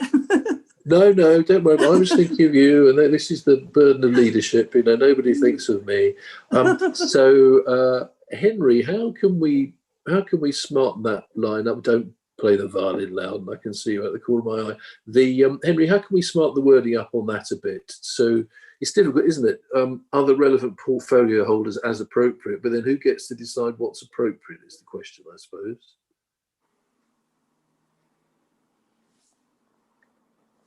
Oh, sorry, Henry, you're on mute. Well, whoever is establishing the panel will need to establish the need for the relevant portfolio holders, in the sense of, well, if it's an industrial estate, for example, then the Sustainable Homes and Communities portfolio holder probably isn't relevant, in face value anyway. So I think the answer. There's still communities though, as well. That's the other side of it. Yeah, in which case you might as well be in for everything. So you might as well list them. Yeah, it's tricky, isn't it? Just include it. There's the question. Yeah, there's the question of coast, country, and environment is on there, which is great. Well, I think you're adopting the protocol. So if you want them in there, I suggest you just list them. Yeah, I think so. I think we should just say, let's change the wording to all portfolio holders are invited, and may attend as appropriate, something like that. Anyway, that's just a thought for now. Councillor Sarah Jackson, please. No, that's fine. I was going to suggest the same thing. Oh, okay, thank you. I thought you were going to help us out there. Thanks, Sarah. Right, so Cabinet, we have before us. Anybody else like to speak within Cabinet on this one? No, in which case I think we've got a recommendation, which is that we adopt the proposed protocol for member advisory panels, and that we publish this on the council's website and use this as the basis for all future meetings. Paul Hayward, did you have an additional line there with relation to communicating to parish and town councils? Thank you, Chair. Yes, kindly, I was in the process of typing and someone volunteered some wording, which I absolutely agree with. So that the first two items, as you've covered, and that the final part of the recommendation, that the council makes contact with the town and parish network to inform them about the members' advisory panels and suggest that they adopt it. Yes, I mean, I suppose we suggest they adopt it. The problem is if you then add, but state that it's purely voluntary, it gets a bit wordy, doesn't it? Welcome. Well, that covers it probably, doesn't it? And then it's a matter of discussion. As long as Henry, doesn't feel that's too overbearing from us, as the tier above. Not for me to say. I'm very happy to send out an email saying this is what's been adopted, and you might want to consider it in terms of your own. Processes. That's fine. Thank you very much. Chair, I'm happy with that wording. If that's okay. I have emailed it to all the parties concerned. Okay, thank you. And then Ed, how can we just, with the membership of the panel, which is, how can we make it inclusive rather than excluding people in the first? I mean, given that we don't want the whole cabinet to turn up to every single one, there's no expectation that they will. But clearly, the economy portfolio holder, who happens also to be the deputy leader at the moment, but may not be in the future, and then the leader and the housing portfolio holders would generally wish to be involved. How do we deal with that one on the list for the panel? Well, Chair, the intention was always that if something had a housing or communities element, obviously we would invite Councillor Armstrong, and equally if it had a jobs and employment element, we would invite Councillor Hayward, which does mean in the majority of cases we're inviting both to the meetings. But I drafted it on the basis of as appropriate on that basis rather than assuming they would be invited to every meeting, but happy to include them every time if that's appropriate, or indeed all cabinet members if you feel that that's appropriate, and then obviously they can decide whether they feel it's relevant for them to attend. But we tend to give limited information up front because obviously it's a presentation from developers, so they might not have much information to make that judgment on. No. Okay. So can we notify all cabinet members and then they may choose to attend as appropriate? Something like that. Yeah. Seems to be. You might. I was wondering, Chair, what you might want to do is just say that it's other relevant portfolio holders and assistant portfolio holders as determined by the chair to be appropriate. And that way you don't need to list them. And then the chair of the member advisory panel can determine who's specifically invited. Okay, that looks good. Are you happy with that, Ed, as well? Yes, that's fine with me. I've just got my blue hand up. Can I just say that I'm happy with what Ed's just suggested. Basically, it's as long as the sort of the housing bit. I've got to keep saying that, haven't I? No, but you're right, Megan. Isn't forgotten. I'm happy with that. I don't necessarily need to be listed on the list personally, but as long as I'm there if necessary, I'm fine with that. Thank you. Yeah. I'm thinking that Megan should be on the list actually, because it doesn't. I mean, we might as well sort this out now, because if you're going to have strategic planning, coast country environment strategic planning, you really ought to have Megan's portfolio there too on the list. So can we just do that and then adopt the rest as Henry suggested with the chair of the planning committee? We should change that wording to chair as well if we can. Okay. Do we? I think we understand. Yes, please. My apologies. I'm just wondering whether within that wording, that effectively it gives the power to the chair of planning or the chair of the council, the leader, yourself, to choose on a case-by-case basis. Is that a bit too woolly, or it just means that if on a particular case you, the chair of planning committee or yourself, could actually think, on balance, I think that portfolio holder has an interest or has an involvement.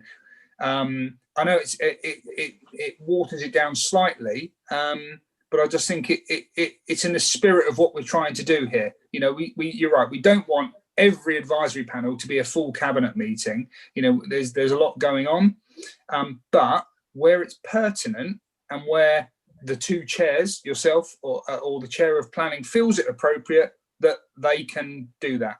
Would that work, perhaps? Okay, so we'd have to introduce a slightly different wording, wouldn't we? Where it says any meeting of the panel will be convened by the chair of the planning committee in consultation with the leader, and will be chaired by the chair of the planning committee. It will also comprise something like that. I wonder if we can sort out the final wording of that after the meeting. Are we happy to do that, to delegate that to Henry and Ed for us to sort out rather than us batting it around? What do you think? Yeah, I think that's appropriate, Chair, because it's a very tiny point, but I think it would add something to this without going outside of the spirit of what you're trying to say. But yeah, we can do it offline effectively with delegation to the officers concerned, if that's okay. I'd be happy with that. Okay, so Henry, you're looking a little concerned there. I don't know, or well, I was just thinking, if the chair has got the authority to decide who is actually on the panel, do you need to have a wider piece to it? So the chair can determine, the chair of the panel, who is the chair of planning, will determine who sits on it. I was wondering if you just need to be wider, if it needs to be any wider than that. Yes, I see your point. I mean, if that's the case, then really the chair of planning can do it. That's there. It's a planning issue, isn't it? That's what we're talking about. It's a planning function. So as long as the chair of planning can make that call, then I think Chair. I think Councillor Loudon wishes to speak. I'll close my mic. Yes, sorry, I've got Councillor Ledger and Councillor Loudon. Councillor Loudon first, please. I'm sorry, Chair, forgive me for butting in, but I mean, we are now in danger of losing the will to live. And can I make a suggestion that what Henry has just proposed is adopted. And look, what we then do, if we have any anxieties, is you review it again and you adopt and you amend. Let's get this underway, because we're in danger of disappearing up somewhere that's very dark at this point. Indeed, point taken. And I have an idea about that for a moment or two, you'll be relieved to know. Councillor Dan Ledger, finally on this. Completely going along with what Councillor Loudon just said. I think we just need to move on. What we can do is send, when the invites come out, it goes to all of Cabinet. The chair can then decide who actually needs to sit on it, but at least then you have reference of the meeting taking place, and we're achieving everything that we want with the transparency within the situation. Okay. Okay. So I understand what Councillor Hayward's recommendation is, the additional one about parish and town councils, and I think we've got that. I don't know how we then move on from this with a slightly vaguer outcome, which is effectively delegating this to the chair to decide who turns up for these meetings. Henry, what do you think? If I may, I'd just say that it's now assumed that it's going forward on the basis of the portfolio holder for sustainable homes and communities being added to the list, and that the wording is incorporated into the brackets to say, as determined by the chair of the panel as appropriate. And then I think the one that you haven't covered yet is the recommendation to council to incorporate the protocol for member advisory panels on planning matters into the code of good practice for councillors and officers dealing with planning matters. Okay. All right, I think we understand all of those. Thank you very much. So can we please take a vote on that? Green crosses for yes. Sorry, green ticks for yes, red crosses for no.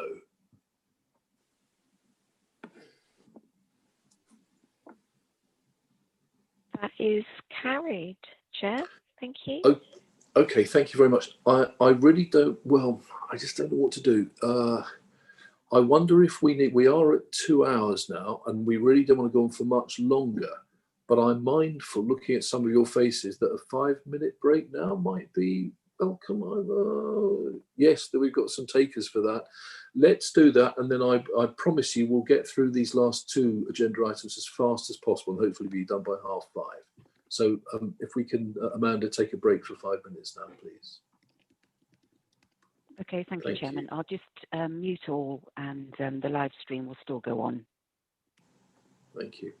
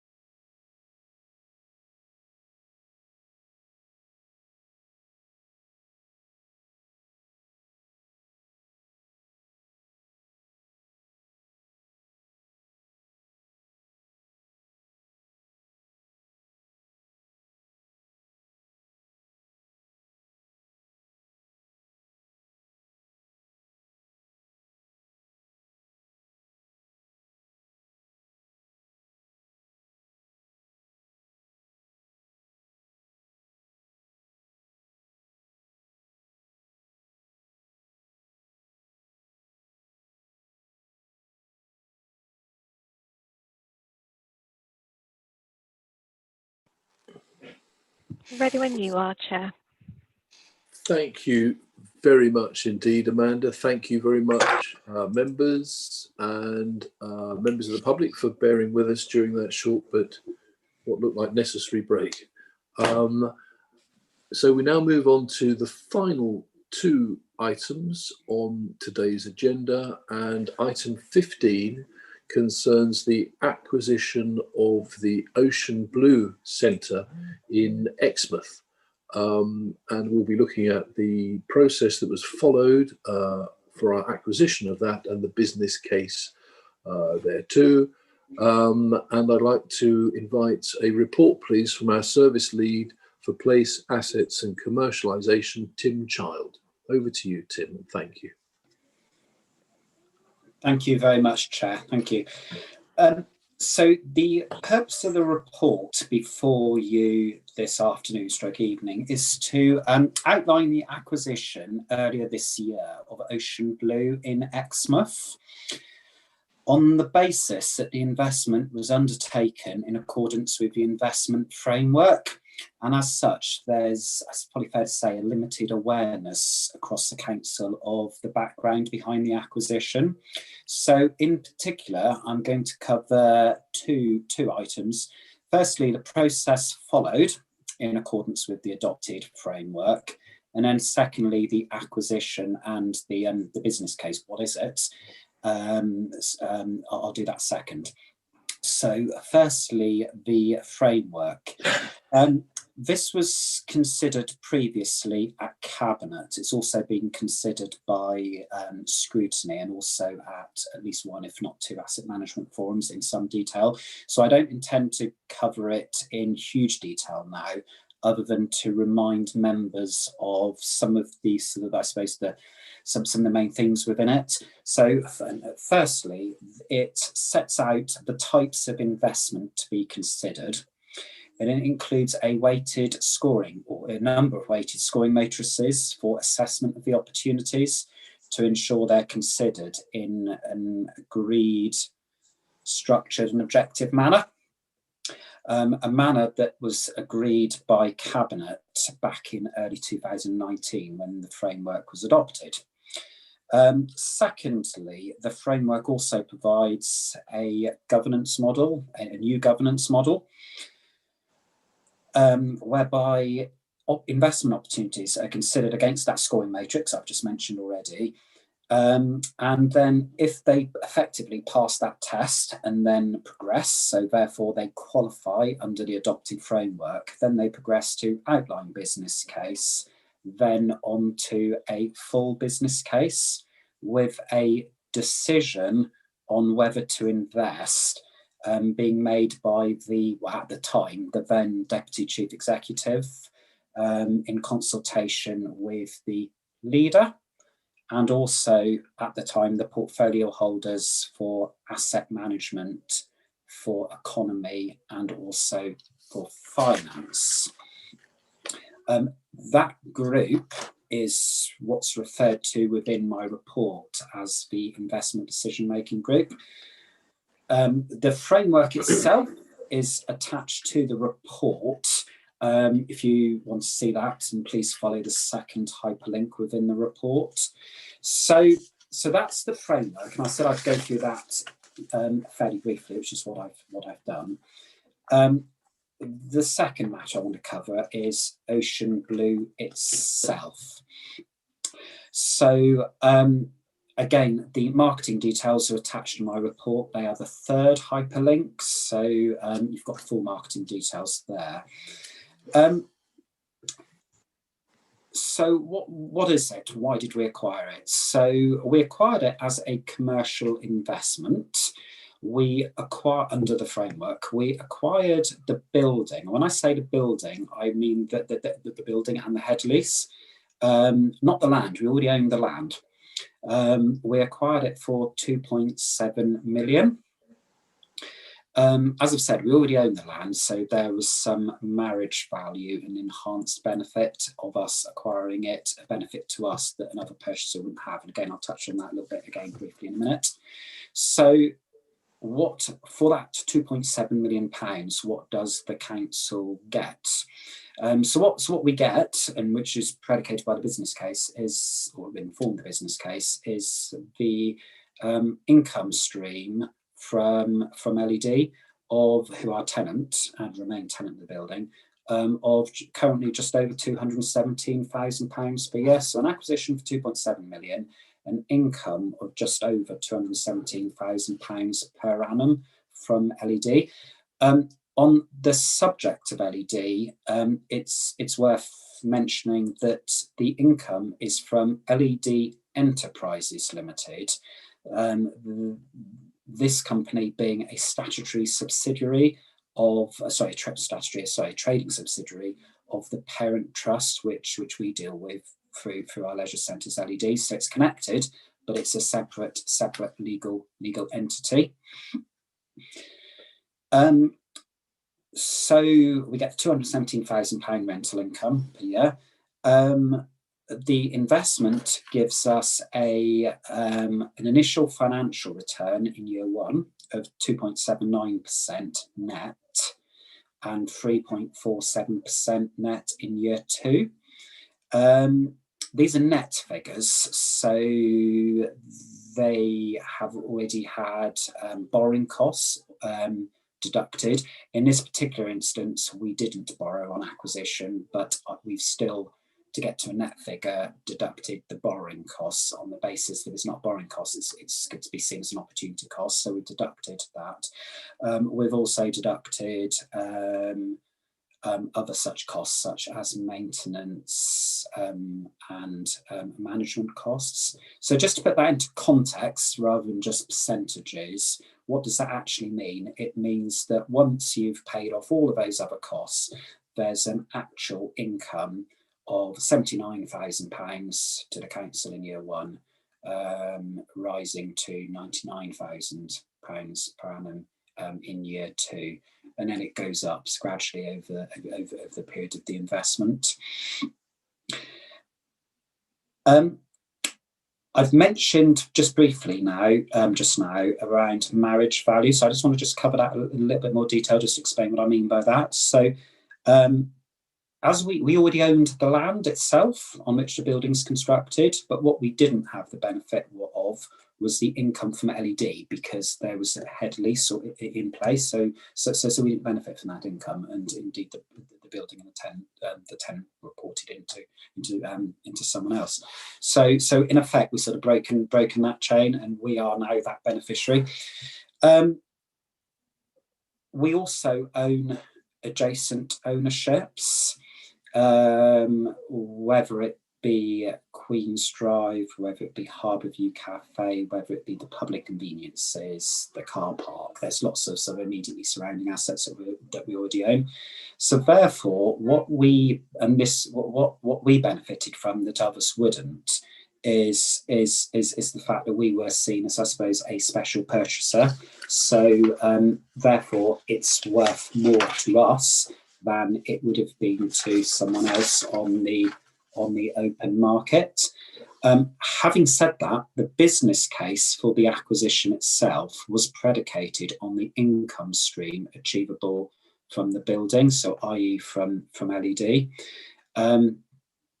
But as a special purchaser, it did mean that, and this was evidence and worked through in terms of our due diligence prior to acquiring it, it did mean that should LED vacate the building and we were then to need to re-let it, either for existing or different uses, we could do so, and financially it all stacked up. So we also, as you'd expect, sought, so I talked about it a little bit there, although avoiding commercially sensitive information, but I talked there a bit about the due diligence we did around sort of alternative use values. So we engaged an external consultant, Lambert Smith Hampton, to advise us there. And there are a couple of reports they provided us with. We also, as you'd expect, sought external due diligence on the building itself. So using building surveyors, we looked at the building, the structure of the building as well, but also mechanical and electrical services. bearing in mind, and we were very mindful that some of the maintenance, only a little bit, but some of the maintenance responsibilities did sit with the council on acquisition, although the majority sit with LED. So we were very keen to get thorough due diligence done on that, which we did.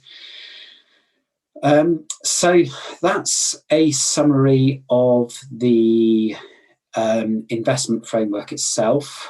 And then the investment that followed.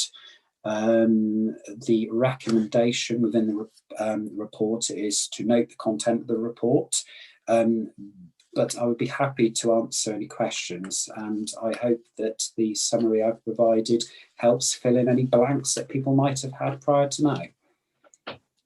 Thank you very much for that, Tim. And we may come back to you in a minute. It depends on what comes forward first. Can I ask for Councillor? We'll start off outside of Cabinet. Bruce Desarum, please. Thank you, Chairman. Yes, a quick question to Tim, really.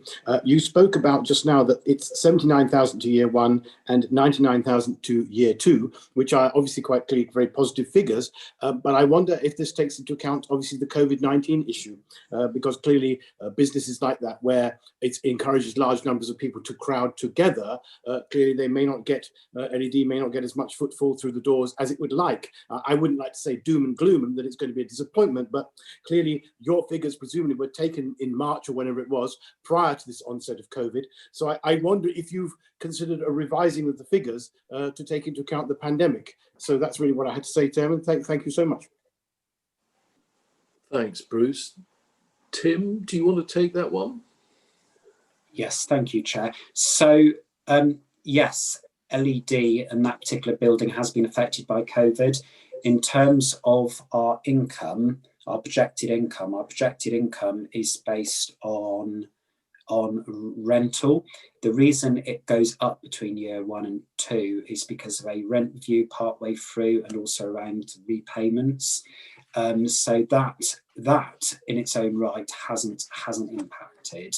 Although clearly we are keeping a very close eye on the ability for LED to fulfil their contractual obligations, but the income isn't reflected directly by footfall, although obviously footfall impacts on the ability for LED to pay their rent.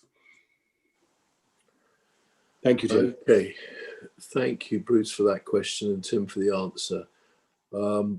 We may have to come back to all this, mightn't we? Nick Hookway, please. Thank you, Leader. Yes, following on really from Councillor Desarum's question regarding the issue about COVID, and to use a well-worn phrase, we are where we are with this building at the present time. I think we need to try to look forward and to try to make some gain some benefit from this building. And I think I'd like to really refer to what was said on paragraph 2.3, page 147, and suggest that the future of this building and the way we think about how we use this building is considered by the Exmouth Queen's Drive Delivery Group, because I think there are opportunities there. The Ocean Blue building is next to the Phase 3 site, it's next to the Harbour View site, and I think there is, as the report says, the ability to generate wider opportunities to unlock the potential of this area. And so I would like to suggest, as a non-cabinet member, perhaps somebody would take that on board, who's on cabinet, that we combine discussions of the future of Ocean Blue, Phase 3 and Harbour View, with the view that it would permit a more effective and more profitable outcome for the future. Thank you very much, Leader. Thank you, Nick. I'll wait to see if anybody else picks that up within Cabinet. Does seem to make sense to take a more holistic view now, doesn't it? Particularly in these current circumstances. Yes, Councillor Jeff Pratt, please.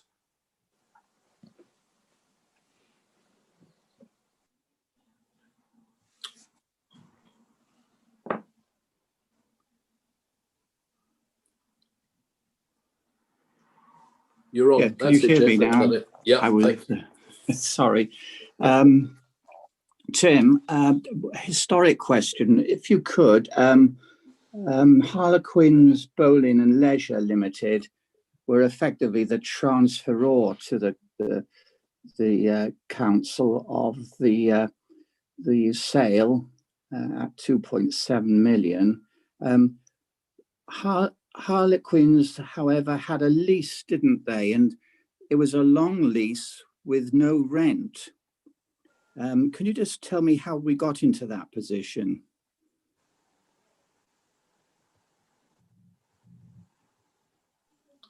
So the investment that we have in effect bought out Harlequin. So what we did, and this is very, very historic, so I'll give you a broad summary of I don't have the detail, but broadly speaking, we own the land. We then granted a long lease, which is outlined within the report, just bear with me, which is 2.6 of my report. So we granted a 125-year lease. The rent this was back in 2013. The rent was a peppercorn, or if demanded, although there was, and I don't have the figure to hand, but this was a transaction from 2013 or prior, there was a premium paid by the council, which isn't uncommon. So there was a premium paid in exchange for the land on which they then built the building. They then paid us a peppercorn, so effectively nothing, if demanded, and then they then benefited from the rental income from whoever they let the building to, and they let the building to LED. So what we have done is, and what was marketed, is that head lease. So that head lease, we've in effect, the question, which might be a sort of follow-on question, does that head lease still remain? Yes, it does, but we've now taken it over rather than Harlequin. So it does remain on the basis that there are certain covenants within the lease from them to LED, which we still need to be able to be able to enforce. So the lease is still there, but we have stepped in. Apologies, it's probably become very legalistic, that response, so apologies for that. Yes, so what you're saying is that the fact that there was a peppercorn was because the consideration was taken into account that Harlequins actually took part in the building of they constructed the building. Yes, they constructed the building. Okay. Now, the future of the building is in the hands, in effect, of you and LED, because LED have got a lease, haven't they? And I think they got a lease of 30 years? Or is it less than that now?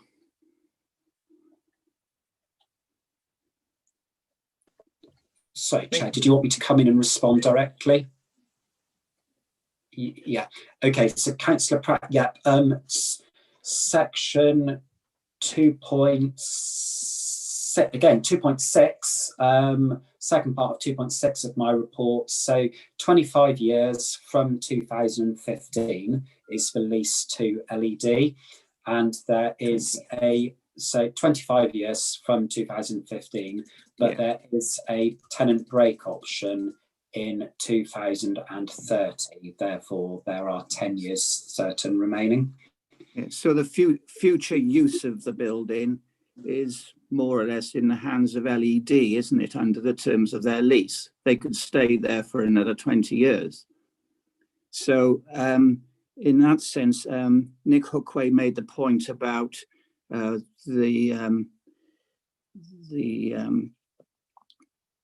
council making points about the future use of the building, but really the council have got no say in it, have they? We're in the hands of LED, in other words, because of the terms of the lease. So if you want me to just respond directly to that now. So yeah, we're in the hands of them. I would also say they're in the hands of us as well. So there are certain things that we can do. So we could open up a direct discussion with LED and say, I don't know, we could come to the view that a particular part of the building might be worth more to let as a separate entity. We could have that discussion with LED. Clearly, it would have to work for us and it would have to work for them. So there'd have to be in it, something in it for both parties. Where my references to it being a special purchaser is in respect of, had someone else acquired it instead of us, then they couldn't have done a deal with LED to split the building up or to do other things without coming back to the council, because the council was still the landlord in terms of the head lease. So there were certain restrictions within the head lease that are described in 2.6 of the report. So that's a sort of special purchaser element. But Councillor Pratt, yeah, you're right. It's not a one-way discussion. It would be a two-way discussion. Yeah. Thank you also for sending me all the documents relating to the valuations. The figure of 2.7 million was backed by the valuers, wasn't it? Yes, it was. So that was towards the lower end of the estimate of market value that was provided by the valuers. Councillor Pratt, I suspect I also provided you with other figures, which as deputy portfolio holder, which were commercially sensitive, which we need to stay off it during the course of this meeting. But yes, backed up by commercial valuers. The other point I suppose I should make is that the sale by Harlequins was completed on the 4th of March. And I think the contracts were exchanged late February of this year. Did the council take any consideration of the fact that the coronavirus was prevalent in the country?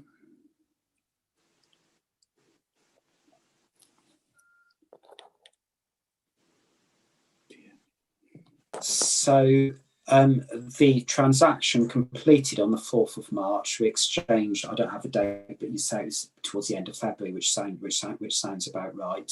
That was based on a deal subject to various conditions that was agreed the previous year. So prior to making the decision, so there'd been a detailed business case a long time before, which had got signed off. Immediately prior, it wouldn't have been to completion, but immediately prior to exchange, we recirculated the trail of emails just to confirm that everyone was still happy that we proceed. And the answer was yes. Now, yes, at that point, there were talks of coronavirus, but it was still some way off what then materialised over the course of the next couple of months. But we did revisit with but not in respect of coronavirus, but we did revisit with the investment decision-making group immediately prior to exchange to make sure that everyone's comfortable that we still proceeded. Thank you. Thank you very much for those questions, Jeff. Can I just come in quickly with a question for you, Tim? Then you just mentioned the investment decision-making group. Can you just remind me again precisely who that was at that time? Okay, thank you, Chair. At the time, it was the investment decision-making group. It's set out in my report. It was in terms of member involvement, it was the leader, portfolio holder for asset management, portfolio holder for economy, which at the time were two separate portfolio holders, and also the portfolio holder for finance. And the framework delegated the approval to the Deputy Chief Executive to make decisions of up to £5 million on any transaction in consultation with that investment decision-making group that involved those members. Okay, can I just fill in a few names there then, because help me here. Leader at that time was? Councillor, Councillor Ingham. Councillor Ingham. Okay, and finance was Councillor Thomas, I think, if that's what you're looking at that time. Economy was Councillor Pook. Yeah.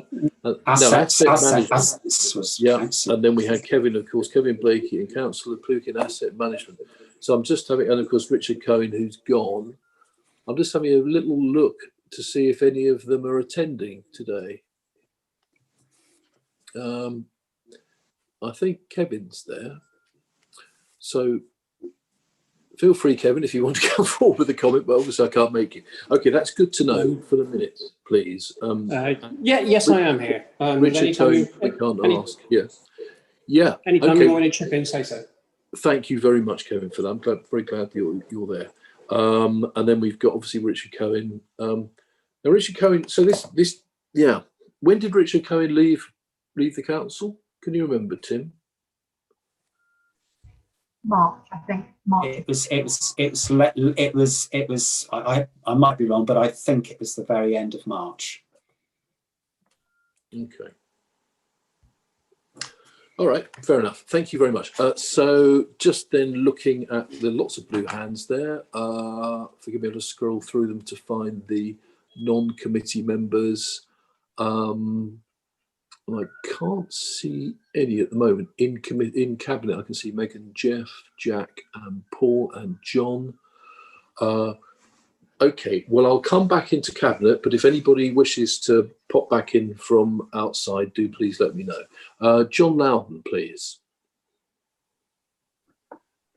Thank you, Chair. In looking at the report, my eyes are drawn to the bottom of page 1 and the top of page 2, where the commentary on both the financial and the legal implications are written word for word, save for the words financial and legal in either one.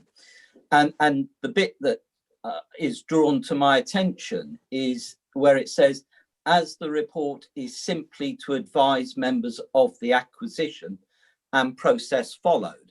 And that is correct. I then go up to halfway down page 1, which talks about the reason for recommendation. And it says to provide enhanced awareness of the detail behind this process. I'm sorry, that's wrong. It should read that the reason for recommendation is to advise members of this acquisition and detail behind that, surely. I go on, and the recommendation is to note the content of the report. I note it. I can't do much more, frankly, because, and I'm incredibly disappointed that I see this and I get this information 7 months on from the acquisition that this council has made. I make no criticism or no comment about whether it was the right or the wrong thing to do, and I accept that it was done within due process. But the fact that I've got to wait until this point, albeit with COVID, you know, to get this information, I do find disappointing, shall we say. And Leader, I would ask you to ensure on behalf of all members that in future we don't find ourselves in such a situation where such things, where we spend nearly £3 million and it takes us 7 months to find out that we've done it, and for what reason. So I would appreciate it if you could take that up on behalf of all members. Thank you. Thank you, John. As you're aware, I had asked, I suppose, possibly even demanded that this report be brought to council, because I share your view on that entirely. It seemed extraordinary to me that a purchase like this, and this is no criticism of Tim, please don't take this in any way personally, had been made by this council, and the only knowledge we had of it was through a press release. And COVID, very serious, but plenty of other stuff was reported during that period of time. So I too don't understand why it's taken this long, and I will be taking this up with the CEO. Chair, can I, as you've just mentioned it, can I make it perfectly clear for the avoidance of doubt, this is not a personal criticism or attack on any particular officer. at all. Understood. Absolutely. And my comments are the same as well. It's happened, isn't it? So we need to find out quite why it's happened. Okay, so just Liga, if I could just come in to help. Yes, please, CEO Mark Williams, please. Thank you. So I think that just from a purely contextual point of view, I would say that this is the only property we've acquired under the framework. The framework may or may not continue going forward. It might well be something that the Cabinet will want to review. So it is always a learning process as to how you best engage these things. We had a process that was deemed acceptable or appropriate at the time, but quite clearly, if Cabinet Council wish to deal with it differently, or if they wish to scrap the framework, not acquire any more properties, and again, we can take the learning from this episode into what we do going forward. Yes, thanks, Mark. I think John's point, just to help, was not so much the commercial investment process, which is another subject. It was that we didn't know. I think that's the issue. So moving on, Councillor Megan Armstrong, please. Sorry, Chair, I wasn't ready for that. I thought there was a whole load of other people before me. Oh, do you want time? No, I'm all right. Go on, then off you go. It's just relating back to, partly what Councillor Hookway said about relating it to the rest of Queen's Drive. And looking forward, and I know this may not be possible, I'm just asking the question, could the whole building, the whole Ocean building, be brought under the same terms of reference as Queen's Drive, so that they're all basically together? It's all our land, and they're our buildings and so on. And is that something, it may be for another discussion, it may not be appropriate now, but just something to bear in mind for future, that we sort of bring it all together under the same terms of reference. Thank you. Thank you, Megan, for picking up on Nick's suggestion there. As you know, we have the first meeting of the Queen's Drive Delivery Group for quite some time next week. And it may be helpful if, after some discussion, that we do pass a recommendation of that kind, so that we can at least tell the delivery group, obviously not going to get very far with any discussion there, as we can't get terribly far tonight, that this may come within their purview. But that's a matter for other members of Cabinet. Jack Rowland, please. Thanks, Chair. Sorry, I haven't got the benefit of looking at the reports at the moment to refresh my memory, because my PC has run out of battery power. I wanted to ask about the LED Enterprises Limited. By definition, a limited company has limited liability. And if I heard you rightly, Tim, you said they're the people that are actually, that's the company that's actually responsible for paying the rents, not LED Trust Company. So I suppose my question is, I don't know what the relationship is between who's on the board of LED Enterprises Limited. Presumably it's exactly the same people that are on LED Trust. But if that company's got limited liability, is there a possibility that company could fold under its own steam? And because it's had limited liability, we'd be stumped for the rental income, where it wouldn't actually fall in an LED Trust? I think maybe, can I cast that back to Mark, really, who knows more? We're not saying he knows more about LED than Tim, but I think there's a lot of questions for Tim. Mark, are you happy to pick up on that one from Jack? Well, essentially, the business structure is the same as any legal vehicle that a tenant chooses to operate for the benefit of their business. So I think the relevant point here is that it was a lease that was entered into by a different party in terms of it being Harlequin's Leisure entering into the lease. So from the council's point of view, insofar as it wanted to proceed with the acquisition of the head lease, then it was faced with a situation where the tenant had decided what was the appropriate legal vehicle for it to acquire the tenancy in the first place. So I don't think of itself it's unusual for companies, charities and other organisations to have a range of different legal vehicles to hold property assets. And then whether that's acceptable depends on who grants the lease in the first place, and who granted the lease in the first place was Harlequins Leisure, of course. Jack, do you want to follow that up?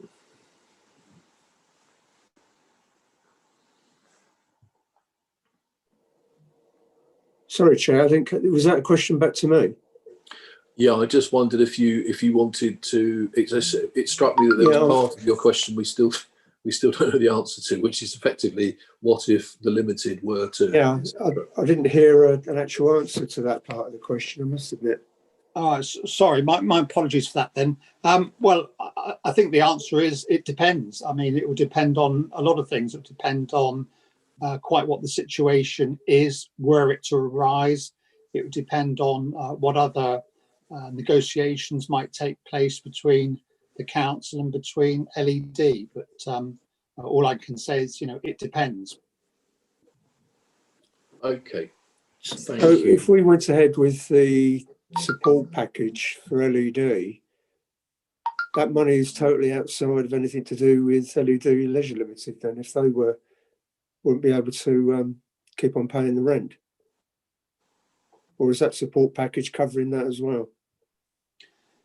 No. So the issue with regard to a possible support package is what income LED say LED, the charitable trust, not the trading company, LED, the charitable trust, what additional payment they require from the council for their loss of income due to not being able to operate the leisure centres, our leisure centres, if you like, during the period of COVID lockdown, and then the implications of reduced income to them for operating our leisure centres whilst they've got to operate in a COVID safe manner, so that, in the swimming pools, they can't get so many people in to swim, the gyms, not so many people to exercise, all that type of thing. So they are legally distinctly separate. And insofar as Cabinet, will be considering a report later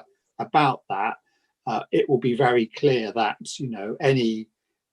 any request from LED has to be auditable and clearly traceable back to what's lost income in respect of the leisure centres, and nothing to do with Ocean Blue.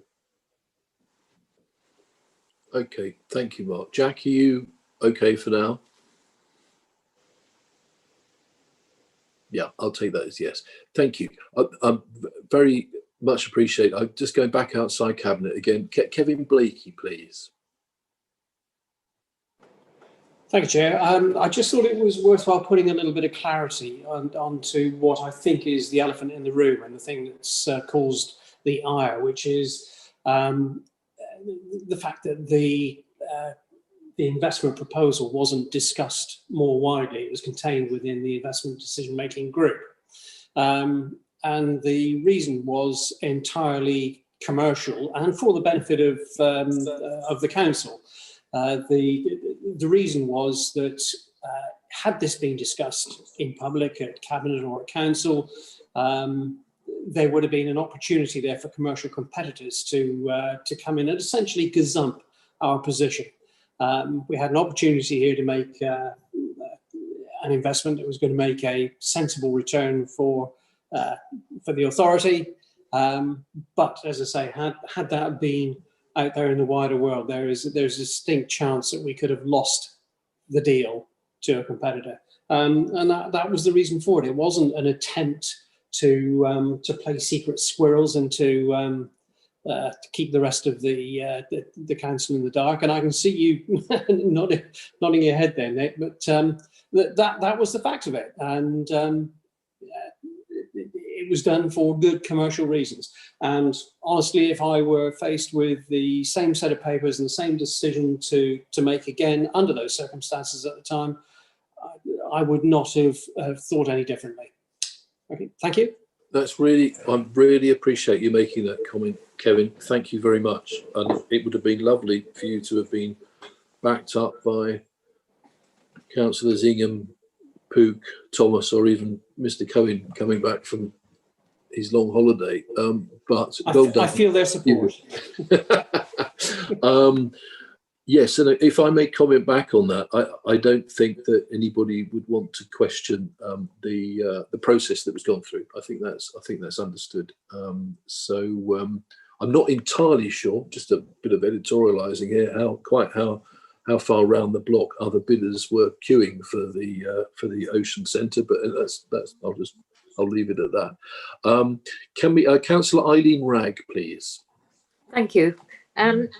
Regarding the comment just made by Councillor Blegley, commercial reasons, has Ocean been considered for other potential uses, please? And I ask that with a specific issue in mind. Yes, Tim, please. Thank you. Okay. Just immediately prior to answering that question, I think it's probably just worth putting this into context. LED have a secure tenancy, so we can, as part of this meeting now, talk about sort of other possibilities. Those possibilities would always exist between a landlord and tenant if the two parties came together and wanted to do a deal, wanted to change some terms within the lease. So this is no different to that. So I just want just to sort of into context, really, they have the business case was predicated on the income from LED. Okay, so that was the business case. LED have a secure tenancy. However, as I'm sure you'd expect, as part of the due diligence prior to acquiring this, we looked at the what ifs. So what if LED couldn't survive there? What would the council do? And it's there that the special purchaser benefits that I've talked about earlier really come into play in a way that they wouldn't if another purchaser had bought it and LED had come into difficulties and had to leave. So the business case is predicated purely through the rental income from LED for the duration of their lease. Okay, but as I've sort of alluded to, in terms of the business case and worst case scenarios, we have looked at what could happen. So within that, then yes, there are other opportunities there if we needed to resort to them. But in terms of are we exploring other opportunities now? No, because LED have a secure tenancy. Thank you. May I come back, Leader? Please do, Councillor Wragg. Thank you. You mentioned the word now, and other uses might have been considered. Would one of those have been residential? And I ask that for a specific reason. So other uses, in terms of the valuation advice, I had two bits of advice. The first advice did include residential, and I went back and said, no, I want also another scenario looking at reletting for the existing uses. So the first scenario was that, and then we went back and we've got it for existing uses, but potentially being subdivided into different components. Thank you. Leader. Please do. Earlier this year, I get property alerts through Zoopla and Prime Location and others. And I had one which didn't show a property, but it did show the seafront. And I was intrigued. And so I phoned the estate agent. And I was told, well, it's confidential. It is resident. It would be for residential. It's Ocean, and so that made me think that there was something going on. I'd only just heard a whisper that Ocean was being brought back into the ownership of, well, we own the land, I know that, because I was in on this from the very beginning. It started actually with a phone call to me from Robin Carter many years ago. And so I was very concerned about this. And in fact, I emailed the chief executive and he said it was the first he'd heard of it. And then he got in touch with Tim Child, who I think it was Tim, and might have been somebody else as well. And they came back with 2 different areas. One was at one end of the seafront, and then I found one at Trefusis Terrace. And neither of them fitted the description which had come through on the email. So I am somewhat perplexed by this. I believe that I don't know whether Councillor Blakely can throw any light on it, because obviously he would have been privy to the information at the time. Whether that was in line to be marketed or converted and marketed as residential property on a prime seafront location. Thank you, Chairman. Looks like Tim's keen to answer that one. Go on, Tim. Yeah, it wasn't Ocean.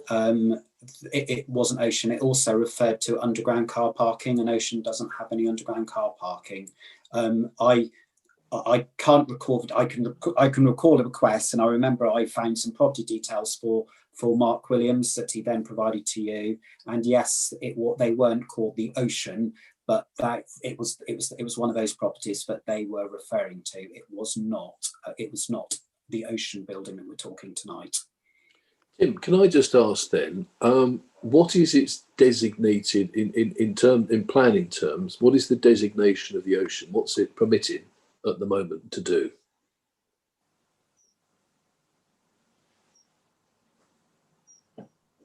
Okay, if you just bear with me just for a second, please. So I don't have the full detailed business case in front of me, but it will reflect the use restrictions within the head lease. So that is for leisure. So it's multifunction leisure development, A1, A3, D1, D2, bowling alley, children's play area, etc. It will be along those lines. So I don't have the planning details in front of me, but it will be along the lines of those uses within the head lease. I think the residential really is a red herring.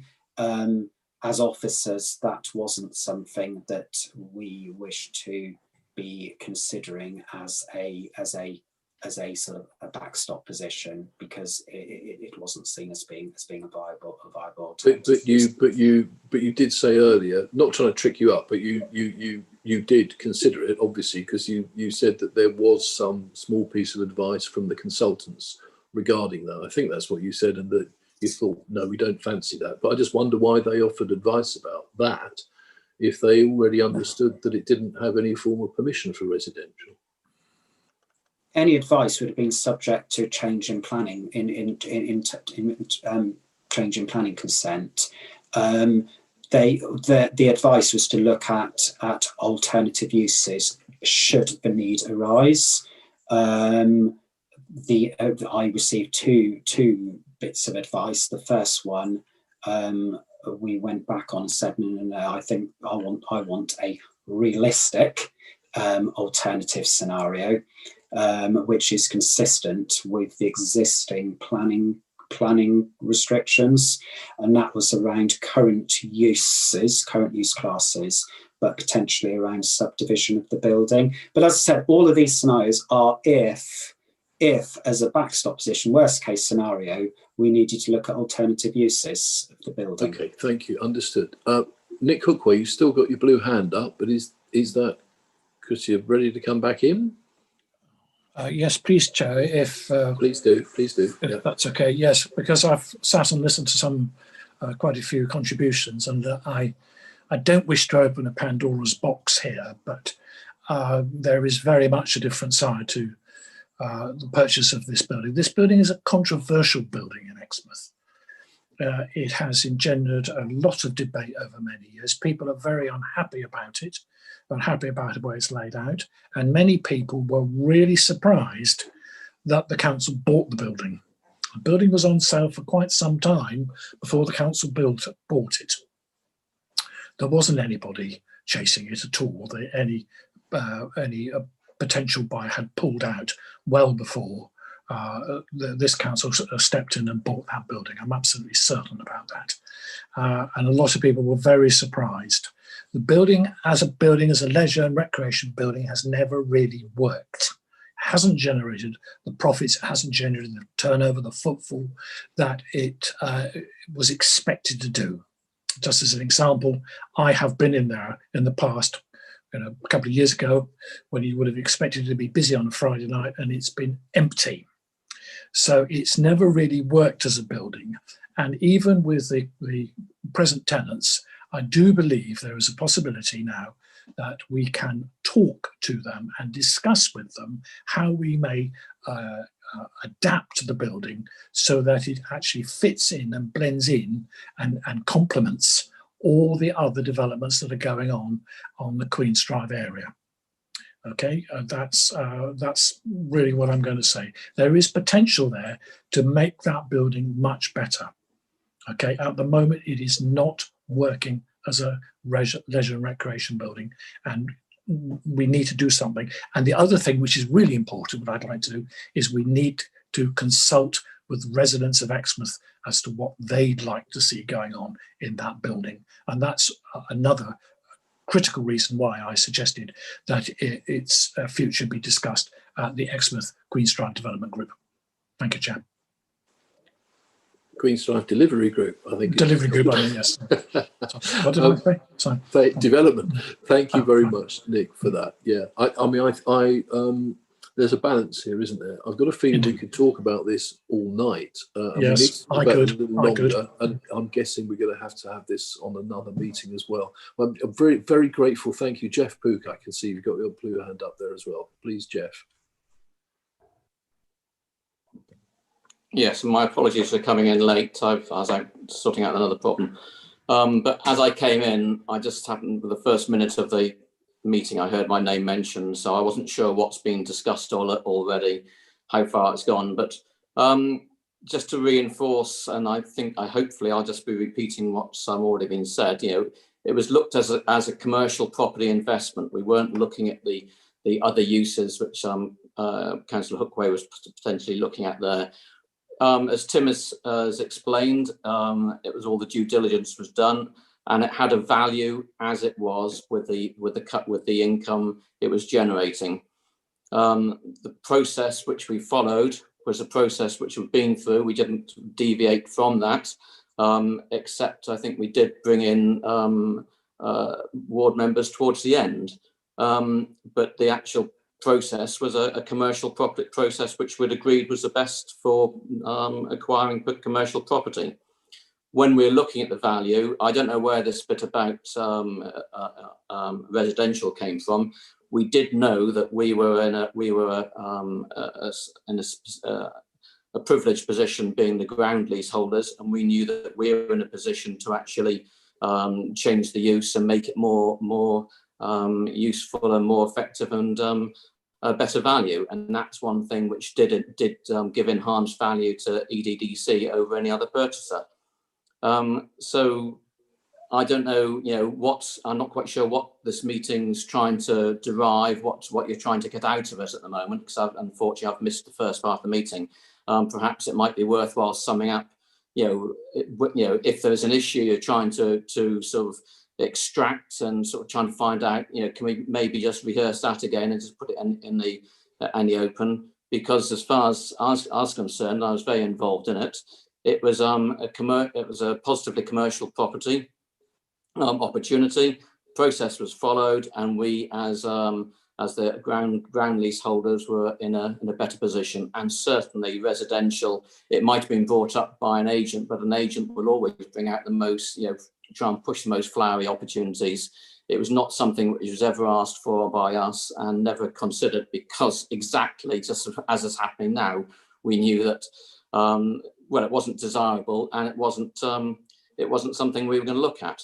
But the concession, I'd say, towards why we thought it was more valuable, because it is in such a key and iconic position on the Exmouth seafront. We're doing a lot of development all along there, and to actually own and be able to control such a key position seems a much more beneficial position for EDDC, not to mention all the commercial benefits, and that's why it went ahead. So anyway, as I say, I might have missed the point of this meeting, the point you're trying to get to. So if you can just rehearse that again, it would be useful for me. And I do apologise for coming in late, but I couldn't get here any earlier.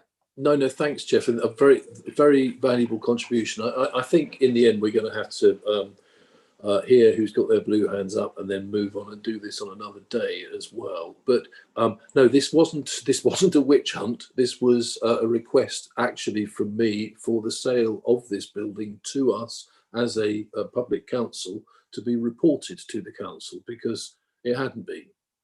And we're in October the 8th, and we now know that the completion was done on, I think, the 2nd of March.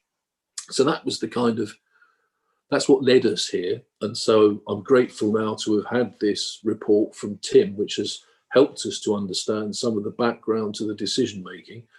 I still don't understand why we weren't told. I'm guessing, Jeff, you might wonder why we weren't told either, but you're welcome to comment on that if you want. But okay, so Anita. Well, I would. Oh, sorry, Jeff. Go on. Yeah, please, well, the fact that everyone knows about it is public knowledge, so everyone does know about it. And I thought we were formally told at a meeting back early in. I know COVID closed things down. We missed some meetings, but I was not aware that we hadn't actually formally said we'd purchased it. I'm pretty certain we had. Perhaps either someone from Democratic Services or Tim or someone can actually look through minutes of meetings and see, but I was not aware that we hadn't told anyone, and certainly wasn't any desire or plan or anything to keep it secret, because everyone seemed to know about it anyway. In fact, a lot of people seem to know about it actually before it actually completed. So I'm baffled by that comment. Well, the press knew. That's absolutely correct. It's a question of being reported to council, Jeff. Sorry, Anita, you've got your hand up there. I'm sorry, Chairman, can I just jump in there? Yes, please do. Again, for clarity, to say that actually there was a press release which was circulated to all members, I think actually from Tim, to confirm as soon as the contracts had been exchanged, which is the earliest possible point that we were able to say that legally the deal had been done. Tim would probably be able to confirm that. No, I've seen the press release. Thank you, Kevin, for that clarification. I'm still looking for the distinction between a press release and a report to the people who've just written the cheque. So, Anita Williams, please. Just wanted to go back to the point that Tim made about the fact that LED have a secure tenancy, and there are then subtenants that have tenancies out of their lease. I would hate us to spook our tenants and those under tenants with suggestions that we might be planning to redevelop. We can, as Tim said, we can certainly talk to them, but it's clear that currently we have no right to make changes. And commercially, I really wouldn't want to spook, particularly those under tenants who may have some concerns. So just to be clear about that. Thank you. And there's a very supportive dog somewhere agreeing with you there, Anita. Point very well taken, and that's why I think we're going to have another Part B meeting at some point. And of course, there's no, we're at the very beginning of this road now, aren't we, at the moment? So this is the first discussion we've had as a council. So we need to start wrapping this item up. Eileen, can I come back to you for about 30 seconds? Yes, it won't take more than that. Just in response to Jeff Poog. Jeff, I had an alert from an estate agent, and when I phoned them, it showed a photo of the seafront, no specific property. And when I asked them, they told me it was ocean and it was confidential for residential. Okay, thank you. I think we've covered. Since I've been mentioned again, I'll just say that. Oh, yeah, go on. Yeah. We genuinely I know nothing about that. I would certainly like to see the actual listing for it, because I never saw it. I never saw it, and I tend to look at a lot of property coming through, especially when in Exmouth in those days. So before I comment anything, I'd like to actually get information from the estate agents and actually see it, because I cannot believe that anyone was actually marketing the ocean for residential. It was just nothing which is anywhere near anyone's radar. Okay, all right, thank you. We've got a difference of information there, so that's not the most relevant thing. Like, okay, can I ask you, cabinet members, then to please, Anita, you still got your blue hand up. Do you want to come back? Would Fido like to come back? No, I've turfed her out the door. No, I'm sorry for the dog. Oh, The timing's impeccable. Okay, couple of minutes each, please, no more. Councillor Paul Miller. Yeah, I'll try. Why was it not considered appropriate to share confirmation that Ocean had been acquired to not just Exmouth ward members, but in fact all councillors before the day of the press release? This was a significant acquisition and a confidential email or briefing could have been made. What was the time gap between the acquisition being made and the press release? Number two, on the commercial investment framework, you say it was the Deputy CEO in consultation with the leader and the various portfolio holders. In reality, I want to understand what this means. Were the portfolio holders, was the leader being asked, or were they being told? Is this a formal delegated authority to officers? Number three, on the relationship with LED, it's stated that the council treat LED like any other tenant. But if we agree at the next cabinet to provide them with bailout funding of over £1 million, will that statement still be true? And finally, was the business case for Ocean shared with all councillors in a safe space in a Part B? I'm not sure I remember whether it was or not. Thank you. Okay, thank you, Paul. I think you'll understand we can't ask for answers to all of those on the spot tonight. So I think, and we really are moving to have another meeting and possibly a special meeting just on this subject, just so that we're all on the same page and we understand it. But could you please email those questions over to the other cabinet members afterwards, and we'll see how we can then fit that in with a future agenda, and to Tim and Mark as well, and Anita. Paul Hayward, please. Thank you, Chair. Both my questions have been answered by previous members of the council, so I've got nothing more to add. Thank you. Thank you very much. Jeff Young, please. Thank you, Chair. Just to fill in what was happening in Cabinet in March, it was COVID was coming in, and a lot of councillors were resigning from the Cabinet at that time. So now, I don't know for sure, but I think that we were going to present it to a meeting of full council or cabinet at that time, but things got in the way. So that could be an explanation for that. Councillor Hookway's suggestion that we should be considering linking Ocean with what we're going to be doing on Queen's Drive makes total sense. We should be looking at Queen's Drive and the seafront as one. And if we are looking at any better improvements, changes to Ocean, that would benefit LED enterprises, and also it would benefit us because the profits from the enterprises goes towards supporting the trust. Thank you.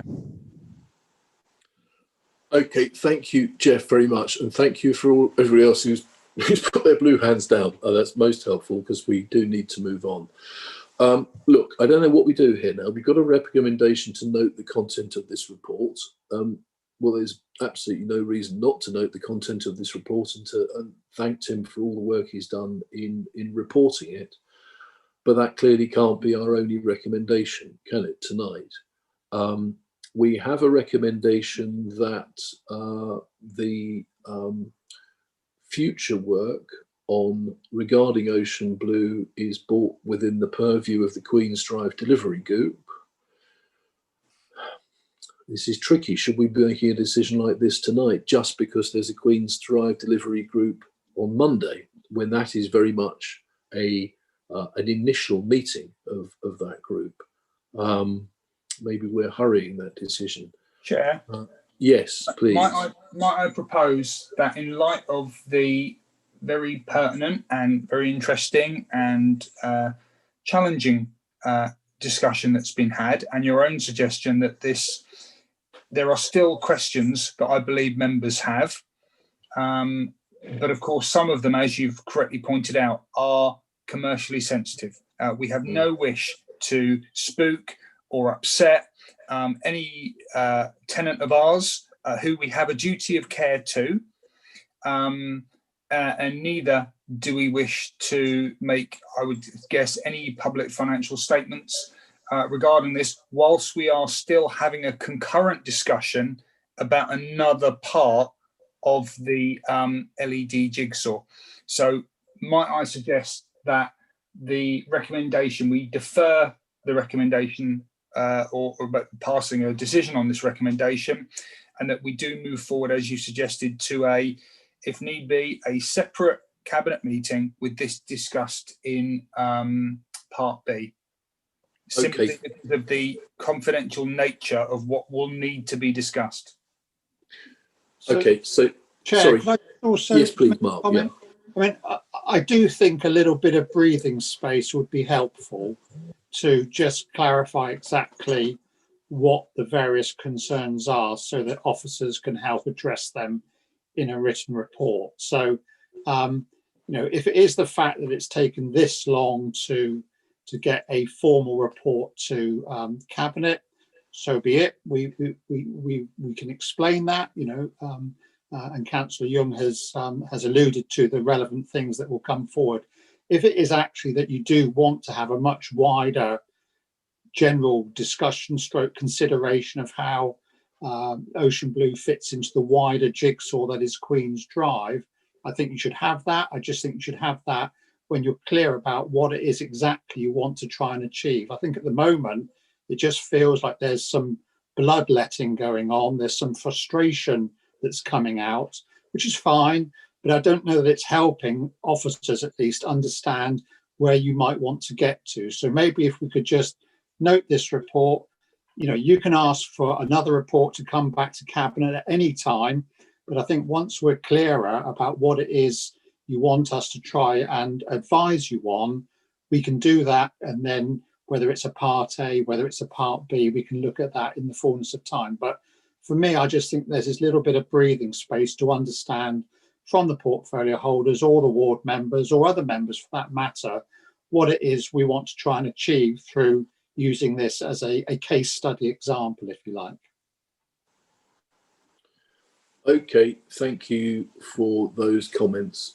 I think given the time that this meeting has taken, we're going to have another one on this, and I can see the argument for giving it some breathing space, but you'll know this, Mark, there's a difference in breathing space and medium to long grass, isn't there? So we better have another meeting about this in November. So let's look at that after this meeting.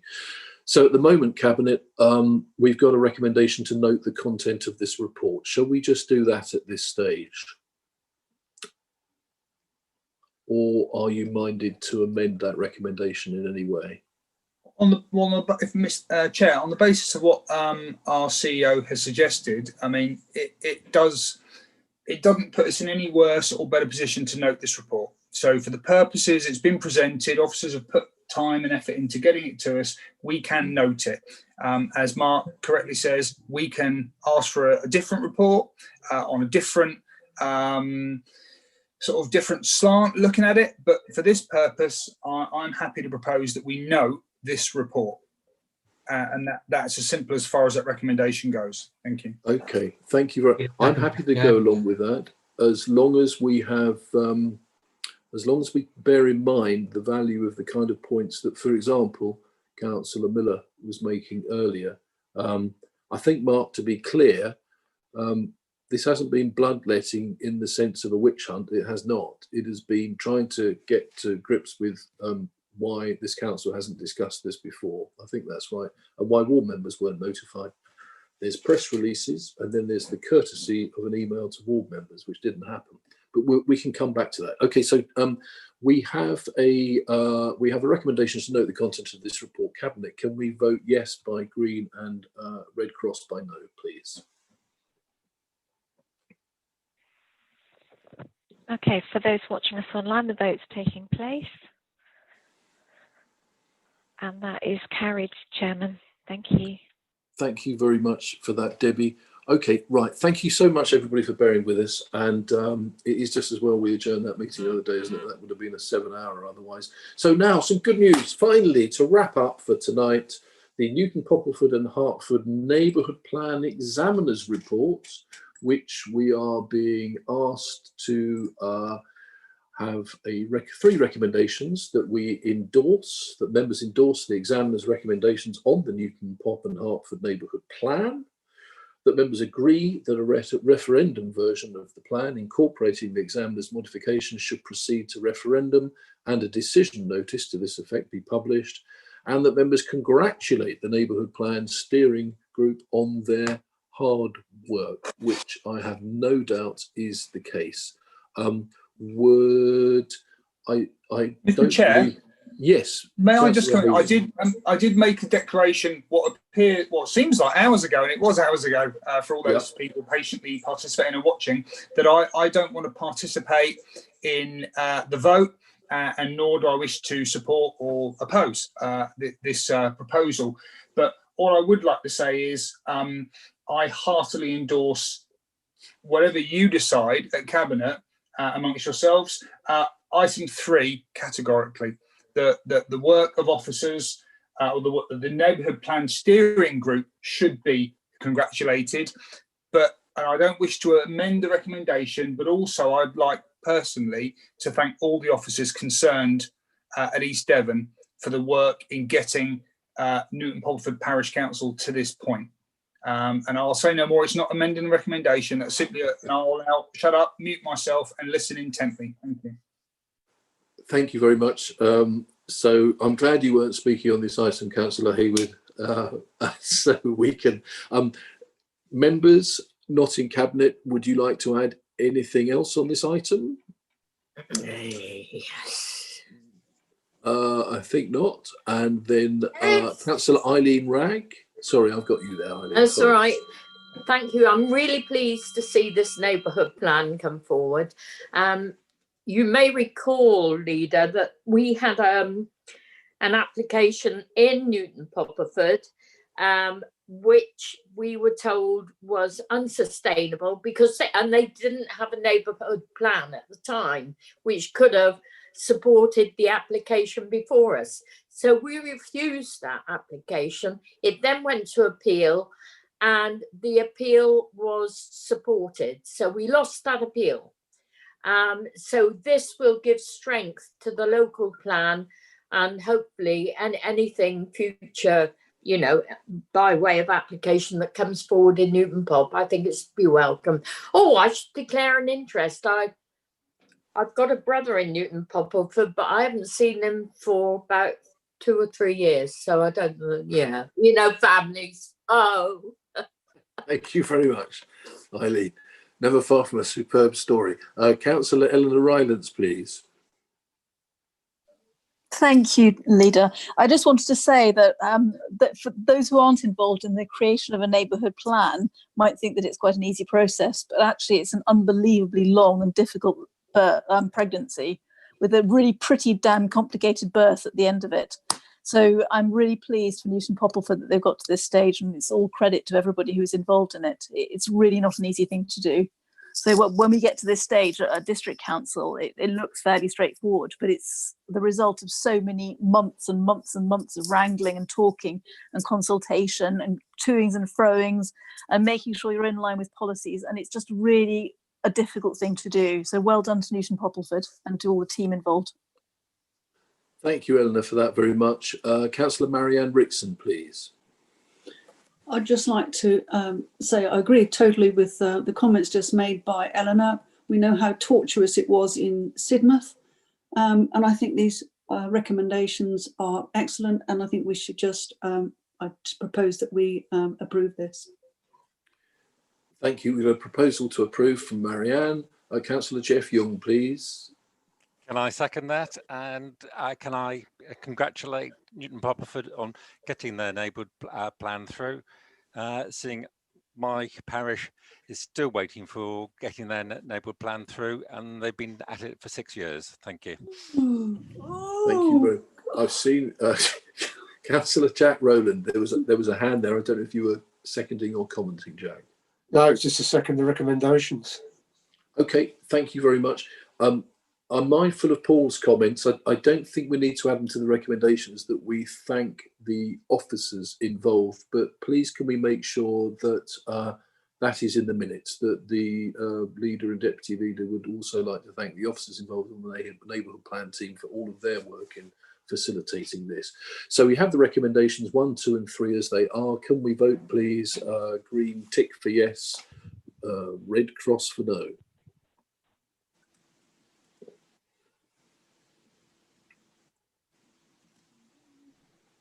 And that is carried, Chair. Thank you. Thank you, Debbie, very much indeed for that. Sorry, Chair, I wasn't able to put my green tick on for some reason, so. Would you, so do you want to, were we counting who voted what, Debbie? We weren't really, it was just a question of...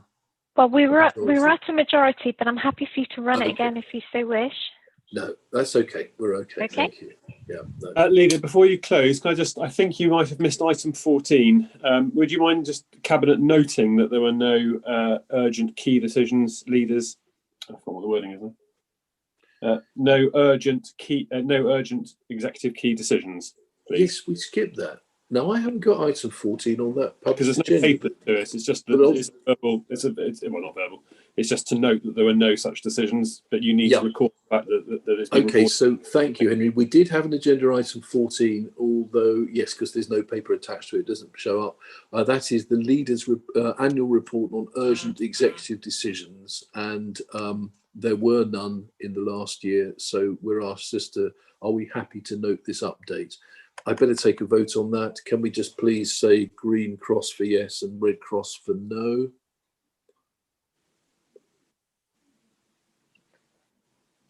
And that is carried, Chair. Thank you. Thank you very much. Right, thank you for that. Very helpful intervention there, Henry. I know you've had an incredibly long day, and I hope you have a time in the real world outside at some point. That brings this meeting to an end. I'd like to thank everyone, including any members of the public watching online, for taking part. I might just comment at this stage that last week's Cabinet meeting on YouTube had, the last time I saw, over 1,000 views. So I'm not quite sure, unless you're all watching yourself out of vanity after. I was going to say you need to stop going back. Yeah, I'm trying to get it off YouTube. However, can I just remind all those present that the supporting officer will confirm when the meeting is no longer being recorded or going live. And until then, your comments will be live to the public. Thank you so much to all officers and members tonight, and good night. Good night all. Night.